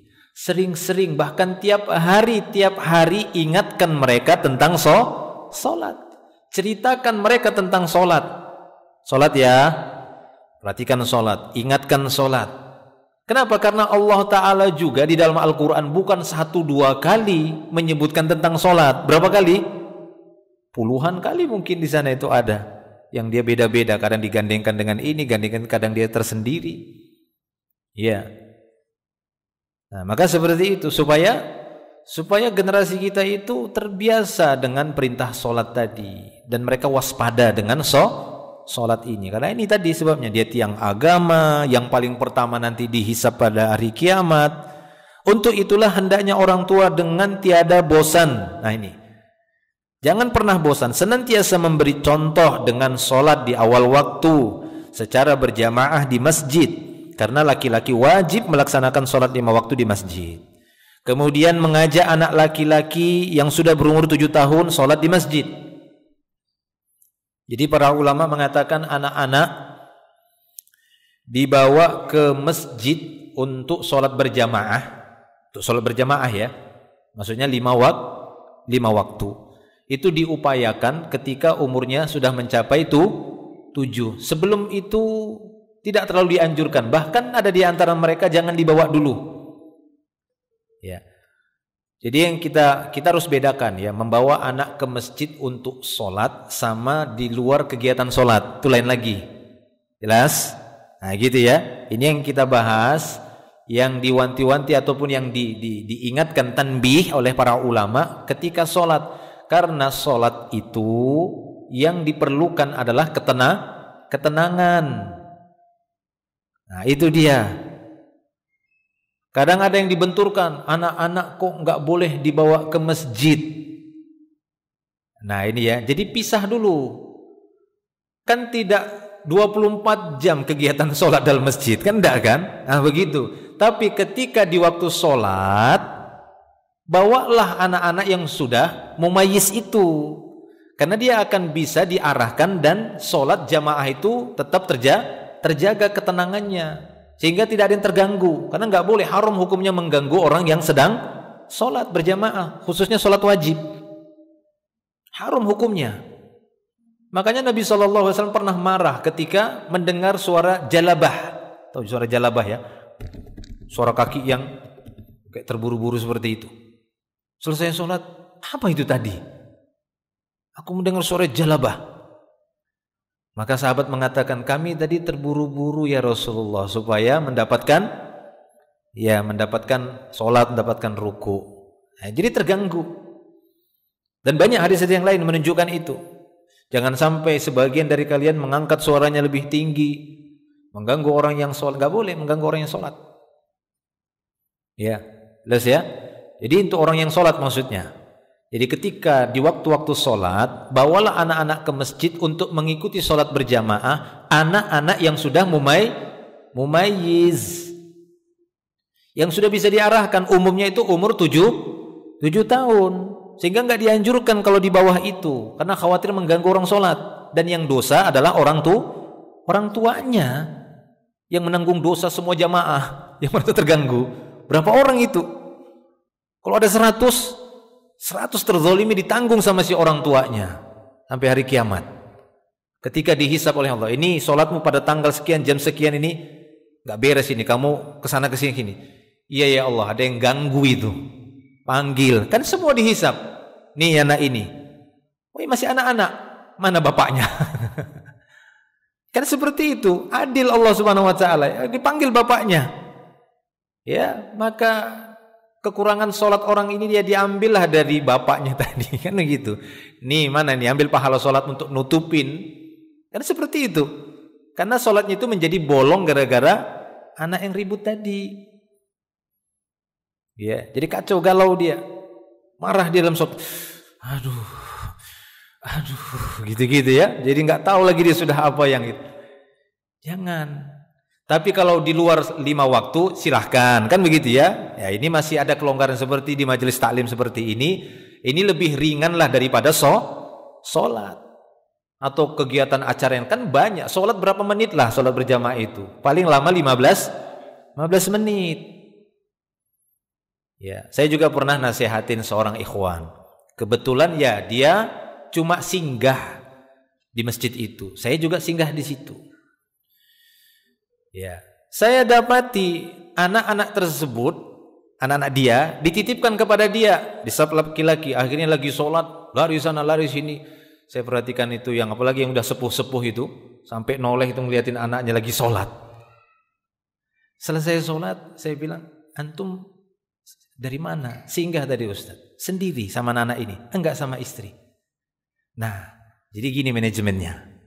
Berdasarkan dalil yang wajib berjamaah laki-laki atau perempuan. Sekiranya ada wanita singgah di masjid, dia tidak ikut sholat berjamaah, dosa atau tidak?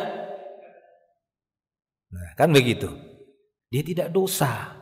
Sekiranya istri antum tidak ikut sholat berjamaah, maka biarkan titipkan anak antum ke istri. Istri nanti sholat di rumah saja atau selesai sholat berjamaah. Antum sholat sendiri. Jangan bawa anaknya. Biar anaknya yang jaga istrinya. Supaya nggak menjadi ini membuat keributan. Begitu manajemennya. Ya, kenapa nggak dititip ke istri antum? Loh, istri anda juga kan sholat. Nah, berarti nggak paham memanajemen situasi dan kondisi seperti itu. Sekiranya istri wanita itu nggak ikut sholat berjamaah di masjid, berdosa atau tidak? Nggak ada dosa. Tapi kalau laki-laki bisa berdosa dia menurut pendapat yang banyak, kan begitu? Bisa berdosa dia. Bagaimana ada 2 orang singgah di masjid Nabi, selesai salam didapati 2 orang itu nggak ikut sholat. Panggil tuh yang 2 itu, kata Nabi. Kok nggak ikut sholat sama kita? Panggil, sampai getar-getar dia dipanggil, kan begitu. Sini, kata Nabi. Kenapa nggak ikut sholat? Tadi kami udah sholat di jalan ya Rasulullah. Maka Nabi bilang, kalau kalian temui satu masjid sedang mengerjakan sholat, kalian udah sholat, tetap ikut. Niatkan itu sholat sunnah. Ini padahal udah sholat. Gimana kalian belum sholat? Berarti istri yang harusnya nunda dulu ndak sholat, nggak ada dosa. Apalagi memang tujuannya adalah untuk maslahat bersama, karena untuk menenangkan anaknya tadi. Nah begitu ya. Jadi harus kita manajemen, jangan sampai nanti ya kita menanggung dosa jamaahnya semuanya karena tidak mengendalikan anak-anak kita tersebut. Ya, taib ya. Jadi demikian supaya bisa terjaga jamaah tadi. Kita harus menghormati itu. Ini ritual terbesar loh dalam Islam adalah sholat berjamaah yang kita kerjakan itu tiap hari. Kita harus hormatin itu, kita harus kedepankan itu, duluankan itu, perhatikan itu. Itu memang didikan Islam, dan dengan itulah kita didik anak-anak kita. Kita didik mereka hormati orang sholat. Kita didik mereka, nak di masjid hormati orang sholat. Mereka sedang berhadapan dengan Rabb pencipta seluruh alam, yang ciptakan kita, yang ciptakan kamu. Nah itu mereka sedang berhadapan dengan itu. Nah, kan begitu dia. Jadi dia paham. Ya. Ada yang pernah seorang ikhwan tanya, Ustaz, kok anak Ustaz itu kalau di masjid kok bisa tenang? Gitu ya. Kok anak saya tidak bisa, Ustaz? Ya saya sering memberikan edukasi. Edukasinya itu kalau kita mau ke tempat ini saya kasih edukasi. Ini tempat ini kan begitu kan? Ada sisi bahaya di sini-sini, jangan di pinggir. Misalnya tempat rekreasi kan gitu kan? Nanti mainnya di sebelah sini saja. Nah begitu. Ketika mau ke masjid ya kita kasih edukasi. Itu masjid, tempat orang sujud. Namanya saja masjidun, tempat orang sujud, tempat orang beribadah yang diperlukan ketenangan di sana. Ya kan begitu. Ikuti sholat dengan baik dan tidak mengganggu, ya, mengeraskan suara, tapi ikuti saja apa yang dilakukan orang-orang dengan sir, pelan, tenang. Orang-orang tenang, ikut juga tenang. Seperti itu. Nah, paham sudah dia. Ya begitu saja. Ya, enggak ada susah, enggak ada pakai apa-apa kan begitu kan, enggak disembur-sembur, enggak. Kita sering-sering diulangi. Jadi maksudnya itu kita berusaha untuk menjadikan sholat itu memang terasa besar, agung dan mulia di hadapan anak-anak itu. Ya kita juga, nah ini sholat. Seperti kita ceritakan, tahu nggak apa wasiat Nabi sebelum meninggal dunia? Salah satu wasiat Nabi, sholat. Nabi sebelum wafat, beliau mengulangi beberapa kali, sholat kata Nabi. Ya, sholat kata Nabi, sholat. Itu di antara wasiat Nabi. Nah, jangan artinya jangan kita sepelekan. Ya. Generasi kita juga, kita buat mereka cinta dengan sholat, senang dengan sholat, memuliakan sholat dan orang yang sedang sholat. Supaya mereka itu menghormati orang yang sholat. Ada yang orang sholat, ya, ada orang yang sedang berbicara dengan Robnya, berhadapan dengan penciptanya. Kita bilang. Taib ya, kita bacakan lagi di sini. Ya, jadi kata beliau di sini, kemudian mengajak anak laki-laki yang sudah berumur 7 tahun sholat di masjid. Orang tua harus memperhatikan dan menanyakan kepada anak-anaknya apakah ia telah menunaikan sholatnya ataukah belum. Rasulullah sallallahu alaihi wasallam bersabda, "Muru auladakum bis sholati wa hum abna'u sab'i sinnin." Suruh anak-anak kalian mengerjakan sholat ketika dia berumur 7 tahun. Wadribuhum 'alaiha, dan pukullah mereka. Ya, karena meninggalkan sholat tadi ya. Ketika umur mereka, wahum abna'u 10 sinin, ketika umur mereka sudah 10 tahun. Jadi kalau sudah 10 tahun, lalu mereka masih terlihat melalaikan sholat, maka dibolehkan untuk dipukul. Ya, dan pukulan ini juga sebagai bentuk pelajaran ataupun pengenalan adanya hukuman di dalam Islam, adanya pelanggaran. Ya, dan manusia itu secara fitrahnya lah bisa kita bilang, secara fitrahnya itu harus diingatkan kembali tentang adanya hukuman atas pelanggaran. Ancaman-ancaman itu diperlukan oleh manusia. Bahkan ketika Allah Ta'ala menciptakan Adam pertama kali, Allah Ta'ala langsung menyebutkan ancaman. Ya, wala taqraba hadhihi syajarah fatakuna minadh dhalimin, kata Allah. Jangan coba-coba kalian dua dekatin pohon ini, ya, karena kalian akan termasuk tergolong orang yang zalim. Ya, jadi sebenarnya secara inilah ya, fitrahnya manusia. Ya, kalau ditinjau dari tinjauan syariat, saya juga nggak tahu kalau dari tinjauan psikologis lagi gitu ya, tinjauan manusia secara psikologis manusia. Tapi kalau secara Islam, maka sesungguhnya ancaman-ancaman yang sifatnya dikembalikan kepada Allah Subhanahu wa taala agar mereka takut kepada Allah Subhanahu wa taala ini dibutuhkan oleh manusia. Kenapa? Supaya mereka mengagungkan Allah, bukan supaya takut sama manusia, bukan, supaya mereka mengagungkan Allah Subhanahu wa taala. Taib. Nah, begitu juga pendidikan dari kecil. Ya, dia dipukul di umur 10 itu maksudnya supaya dia mengagungkan Allah, takut sama Allah Subhanahu wa taala. Ya, supaya dia tidak merasa berani untuk durhaka kepada Robnya, penciptanya.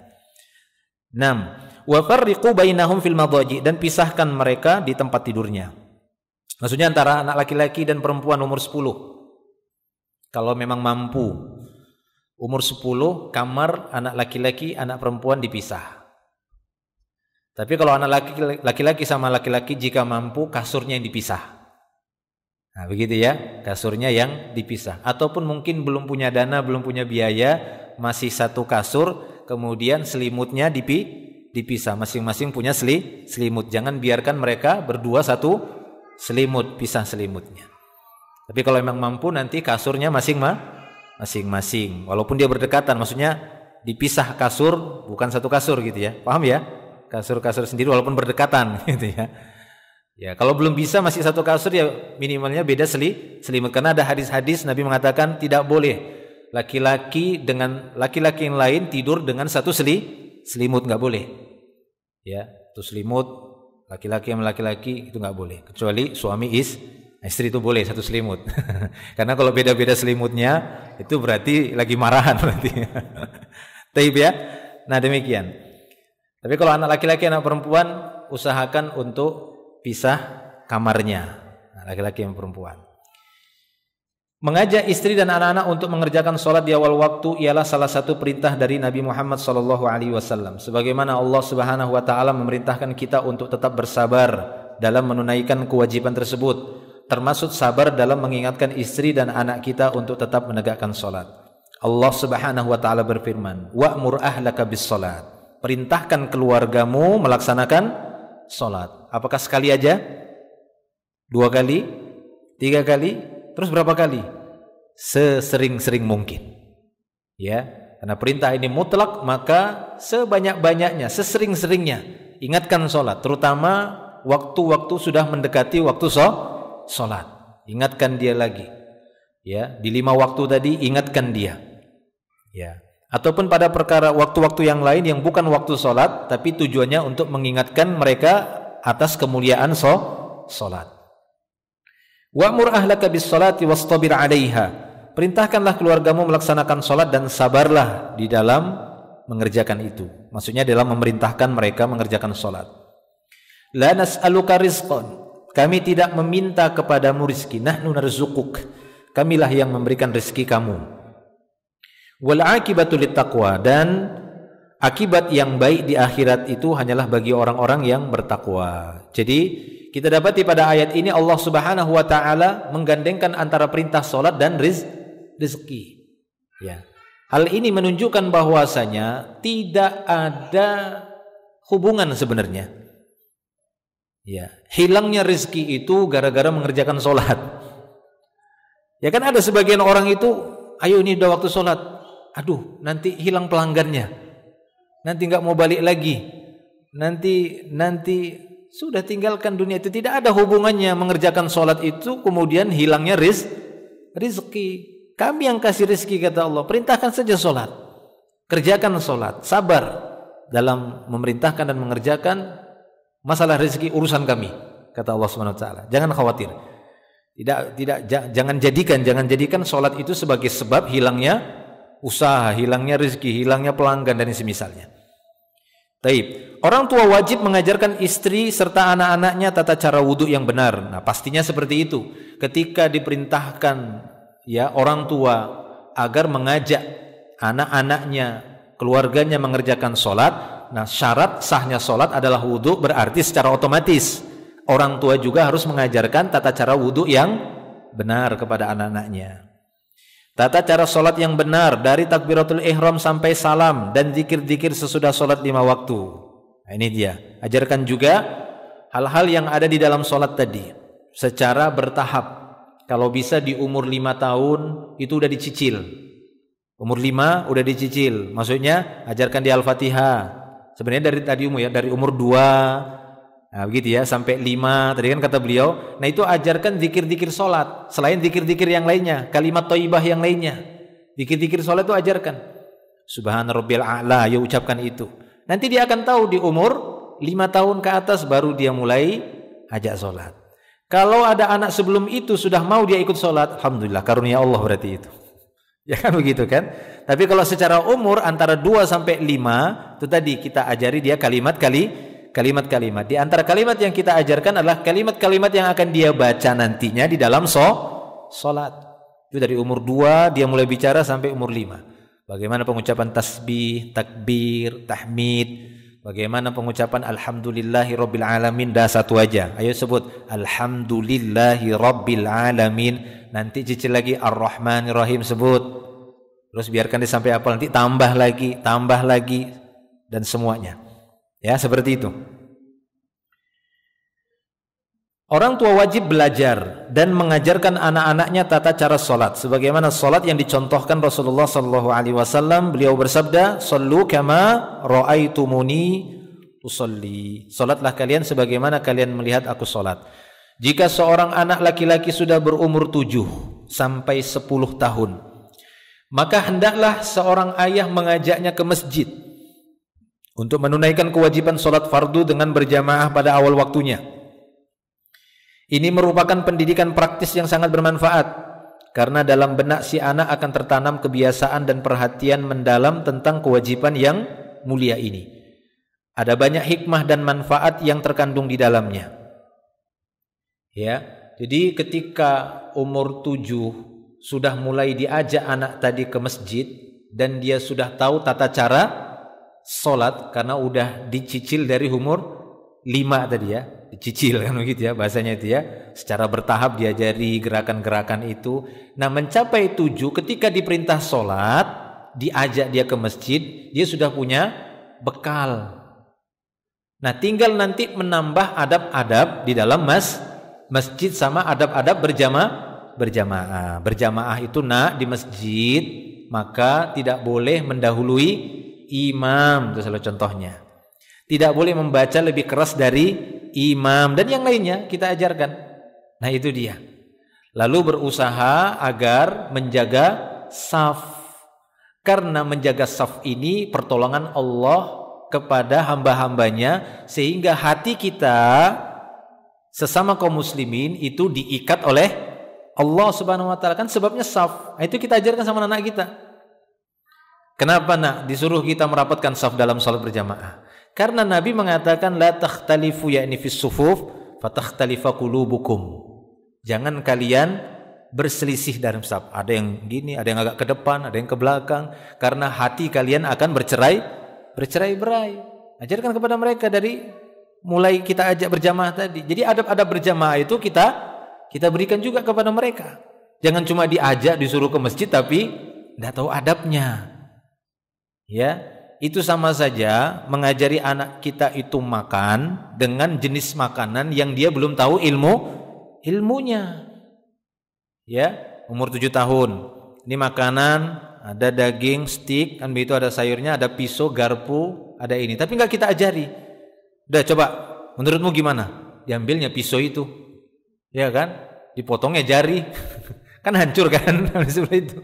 Kenapa? Karena belum diberikan tata caranya, adab-adabnya, ya, edukasinya. Nah, seperti itu. Jadi jangan dibiarkan begitu aja. Dikasih pelajaran, dikasih edukasi. Seorang yang lalai dalam sholat akan mengikuti hawa nafsu. Nah, ini ya. Sebagaimana firman Allah Subhanahu wa taala, fa khalafa min ba'dihim khalf adha'us salat wattaba'us syahawat fasawfa yalqauna ghayya. Kemudian datanglah setelah mereka pengganti yang mengabaikan sholat dan mengikuti syahwatnya, mengikuti keinginannya saja, maka mereka kelak akan tersesat. Jadi apabila di sana ada generasi-generasi yang sudah melalaikan solat, lama-lama yang mereka ikuti lagi bukan lagi solat, bukan Allah, tapi syahwatnya. Maka kalau kita dapati ada generasi-generasi mungkin saat ini mereka melalaikan solat, lihat apa yang mereka lakukan. Mereka akan berbuat sesuka hatinya dan sulit diatur. Ya, kalau mereka sudah mulai meninggalkan melalaikan solat, maka tunggulah mereka akan sulit diatur, karena mereka akan berbuat sesuka hatinya dengan syahwatnya saja. Nah, itulah yang dikhawatirkan di sini oleh Nabi sallallahu alaihi wasallam, oleh Allah Subhanahu wa taala. Di antara bentuk menyia-nyiakan solat ialah melalaikan kewajiban solat, menyia-nyiakan waktu solat dengan tidak melaksanakannya pada awal waktu, yang dengan sebab itu mereka menemui kesesatan, kerugian, bahkan keburukan. Wallahu a'lam. Taib ya.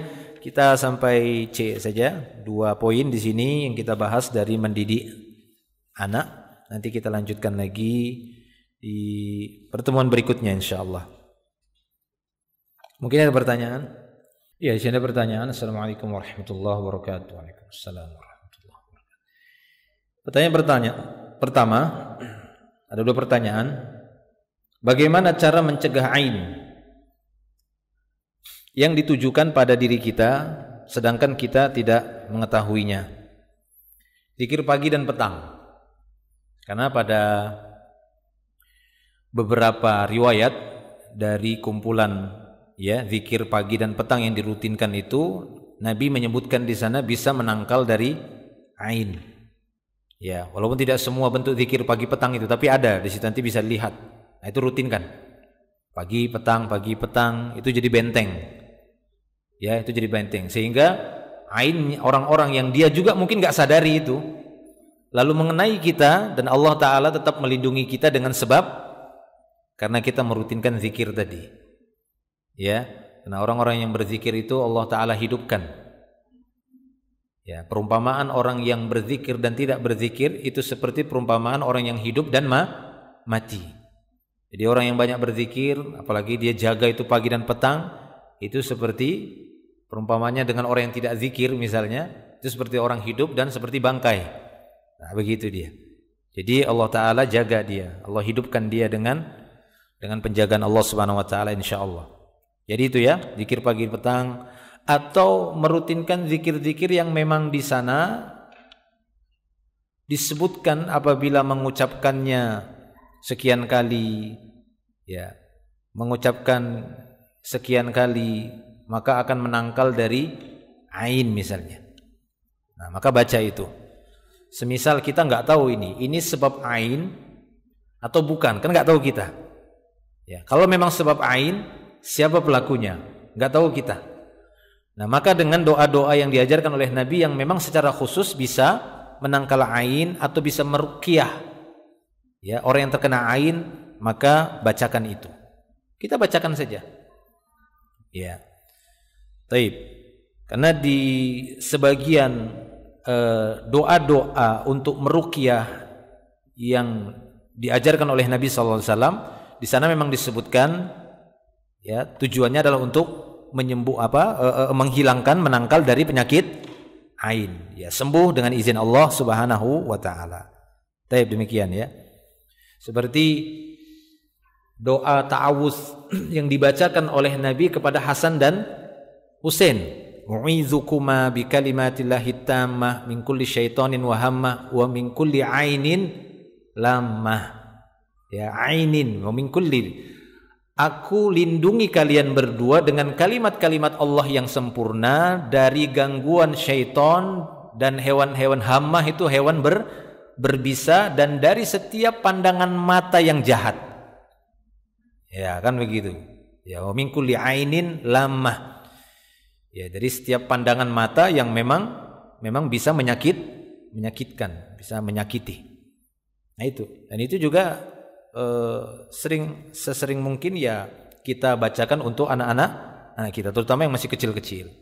Saya juga dulu sering merutinkan itu, bahkan ketika awal lahir saya tidak azankan, ya saya minta perlindungan kepada Allah dengan menggunakan kalimat itu, ya, pada anak-anak. Mu'izuka bi kalimatillahi tammah min kulli syaitanin wa hammah wa ainin lammah. Berapa kali itu? Ya, artinya sesering mungkin saja. Sekali pengucapan ya sekali aja, ya. Tapi nanti mungkin diulangi besoknya lagi, atau kapan kita ingat, kapan kita pengen, kemudian kita bacakan itu pada anak kita. Taib, itu yang bisa kita lakukan untuk menangkal atau mencegah ain, karena memang kita nggak tahu. Bahkan orang yang punya penyakit ain tadi, dia nggak tahu pada matanya itu ada penyakit ain. Kalau dia tahu, ya nggak mungkin dia nyakiti saudaranya, kan begitu. Ya. Dan bahaya juga kalau orang tahu bahwasanya dia punya penyakit ain. Ya, dia tambah lagi hasadnya, memang enggak suka sama orang-orang tertentu. Ini saya gunakan ain saya ini ya, biar kena kamu, kan enggak mungkin. Ya, seperti itu. Jadinya berbahaya. Wallahu a'lam. Apakah pelaku ain yang dia sendiri tidak sadar, tidak bermaksud melakukan ain pada orang lain menjadi berdosa? Semoga tidak berdosa, tidak. Ya, karena dia tidak tahu. Enggak mungkin Allah taala menghukum orang yang dia sendiri tidak tahu dan tidak menginginkan itu.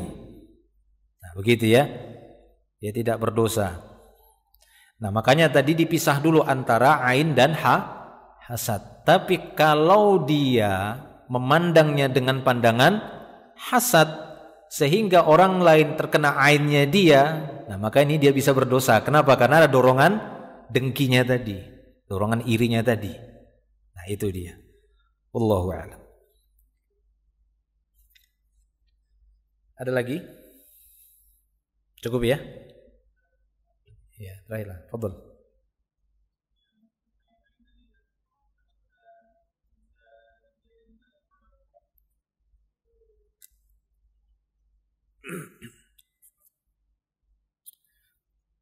Apakah ain itu bisa melalui foto?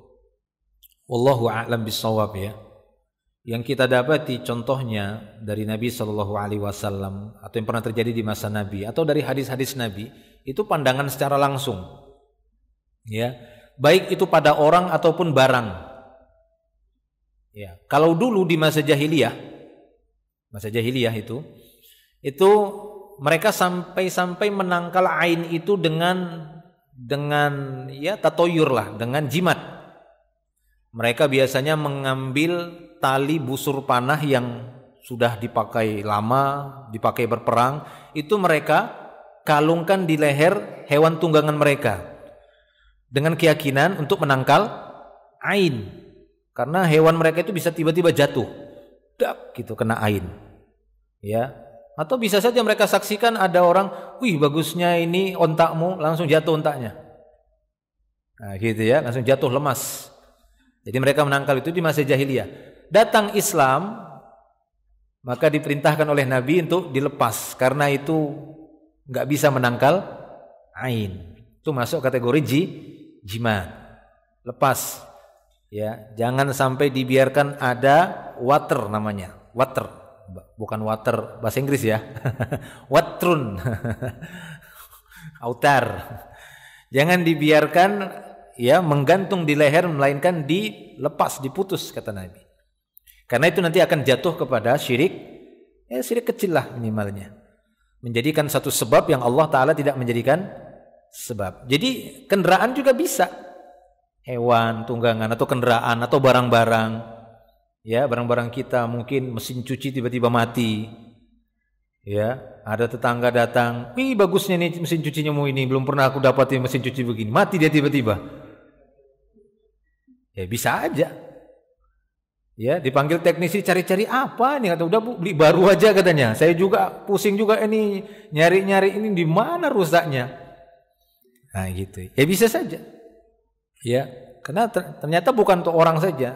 Artinya dia pandangan langsung yang saya pahami seperti itu. Sehingga kalau dia menggunakan foto itu sepertinya bukan ain lagi, itu sudah sihir. Ya, makanya harus kita bedakan, itu sihir sudah. Kalau ain itu murni memang penyakit mata, nggak ada bantuan jin.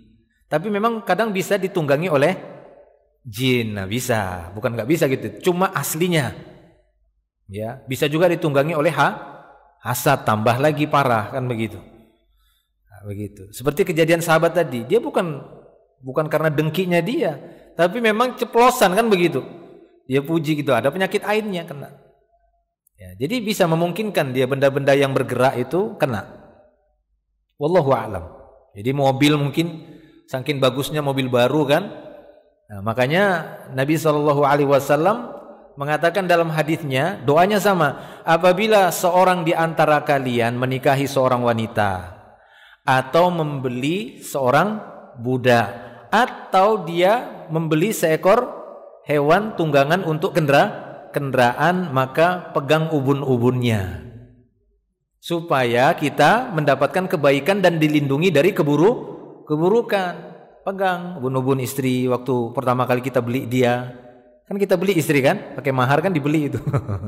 Jual beli juga kan akad. Kalau kita beli budak kan dibeli. Nah itu. Tapi kalau pembantu enggak, nanti ya istri orang itu pegang nanti kepalanya. Kalau budak milik gitu. Hewan tunggangan, pegang ubun-ubunnya. Lalu kita baca doa tadi, Allahumma inni as'aluka ya khairaha wa khairu ma jabaltaha 'alaiha wa a'udzubika min syarriha wa syarri ma jabaltaha 'alaiha. Ya, tapi kalau kendaraan sekarang kan jarang pakai hewan ya. Motor ya kan? Motor, mobil, terus yang mana yang dipegang itu? Nanti kap mobil tuh terbakar tangannya. Ya moga-moga setirnya itu aja lah mungkin sambil baca doa itu. Ya, bisa. Atau kalau motor itu ya bagian stangnya ya. Itu pegang itu karena itu yang menyetirnya. Karena nggak tahu kepalanya motor itu yang mana Ustaz kan begitu ya. Nggak tahu juga saya gitu ya. Tapi para ulama seperti Syekh Al-Albani mengatakan berlaku doa itu ketika kita beli kendaraan juga. Ya, wallahu a'lam. Nah, itu di antara bentuk untuk menangkal tadi. Tapi kalau udah pakai foto, ya sejauh yang saya ketahui itu bukan lagi ain ya. Itu sudah bisa masuk ke sihir dia. Wallahu a'lam. Tapi kalau misalnya di sana ada ulama yang berfatwa berijtihad misalnya, bisa saja ain itu kena melalui jarak jauh, melalui media sosial, melalui videonya. Karena kan video itu kan bukan langsung ya. Dia rekaman ya kan begitu dia, udah lama begitu. Ya, sementara ain itu yang kita ketahui itu langsung. Nah, kalau live memungkinkan. Kalau live itu mungkin saja karena memang pada asalnya dia langsung, jarak yang jauh itu didekatkan dengan teknologi hari ini. Tapi semua itu dengan izin Allah. Nah, kan begitu ya, dengan izin Allah Subhanahu wa taala. Saya juga pernah memberikan edukasi sehingga harus ikut serta anak di videokan kan begitu, lalu saya share. Kan biasa sekarang gitu kan? Tujuan edukasi. Ada yang ingatkan, Ustaz, hati-hati ain. Kan begitu kan? Tujuan kita itu bukan pamer. Tapi adalah untuk dakwah. Jadi kita berlindung di balik itu. Maksudnya. Ya kan begitu kan? Kita berlindung di balik itu. Kan artinya kita bismillah untuk dakwah. Yang memang resiko itu bisa. Kalaupun sekiranya bisa, yaitu sebatas hanya untuk pamer saja kan begitu. Ya itu memungkinkan. Artinya kalau untuk dakwah nggak ada masalah. Ya, ketika kita ingin memberikan edukasi bagaimana terhadap anak, lalu dengan video itu insya Allah dilindungi, dijaga oleh Allah Subhanahu Wa Taala. Ya, tapi kalau hanya sebatas untuk pamer-pamer saja dan memang ain itu bisa terkena dengan rekaman-rekaman yang sudah itu ya sudah. Tapi kalau saya pribadi sampai saat ini ya tidak meyakini ain itu bisa. Ya kecuali yang live tadi ya itu beda lagi. Maksudnya yang rekaman. Kan itu kan yang contoh yang sudah diposting misalnya di FB atau IG atau yang semisalnya. Itu kan sudah bentuk rekaman kan, bukan lagi yang ini kan begitu. Tapi bisakah itu kena? Nah, itu sihir ya, itu bisa gitu ya. Karena sihir ini kan memang bukan ain lagi tapi udah menggunakan syaitan. Seperti firman Allah Subhanahu wa taala dalam surat Al-Baqarah. Ya, Allah Subhanahu wa taala menyebutkan tentang itu. Wa ma kafara Sulaiman walakinna syayatinu ya kafaru yu'allimuna an-nas sihr. Ya. Sulaiman itu tidak kafir, Nabi Sulaiman maksudnya, tapi yang kafir itu adalah syaitan itu. Syaitan itu dikafirkan oleh Allah karena ngajarin manusia tentang tata cara sihir. Nah, gitu ya. Itu diajarin. Makanya sihir itu kan beda-beda. Ada yang umumnya disuruh meniup-niup buhul, ada yang disuruh bawakan foto, ada yang suruh ini, suruh itu, suruh nyembelih ini, nyembelih itu, potong ini, potong ini. Nah, itu beda-beda. Itu syaitan yang ngajari. Dan praktek sihir ini bisa mengeluarkan seorang dari Islam. Ya, bisa kufur akbar. Minimalnya dia kufur asghar. Allahu a'lam. Baik ya, itu aja mungkin yang bisa kita bahas pada pertemuan kali ini. Semoga manfaat. Akhiru da'wana alhamdulillah subhanakallah bihamdik asyhadu an la ilaha illa anta astaghfiruka wa atubu ilaik. Assalamualaikum warahmatullahi wabarakatuh.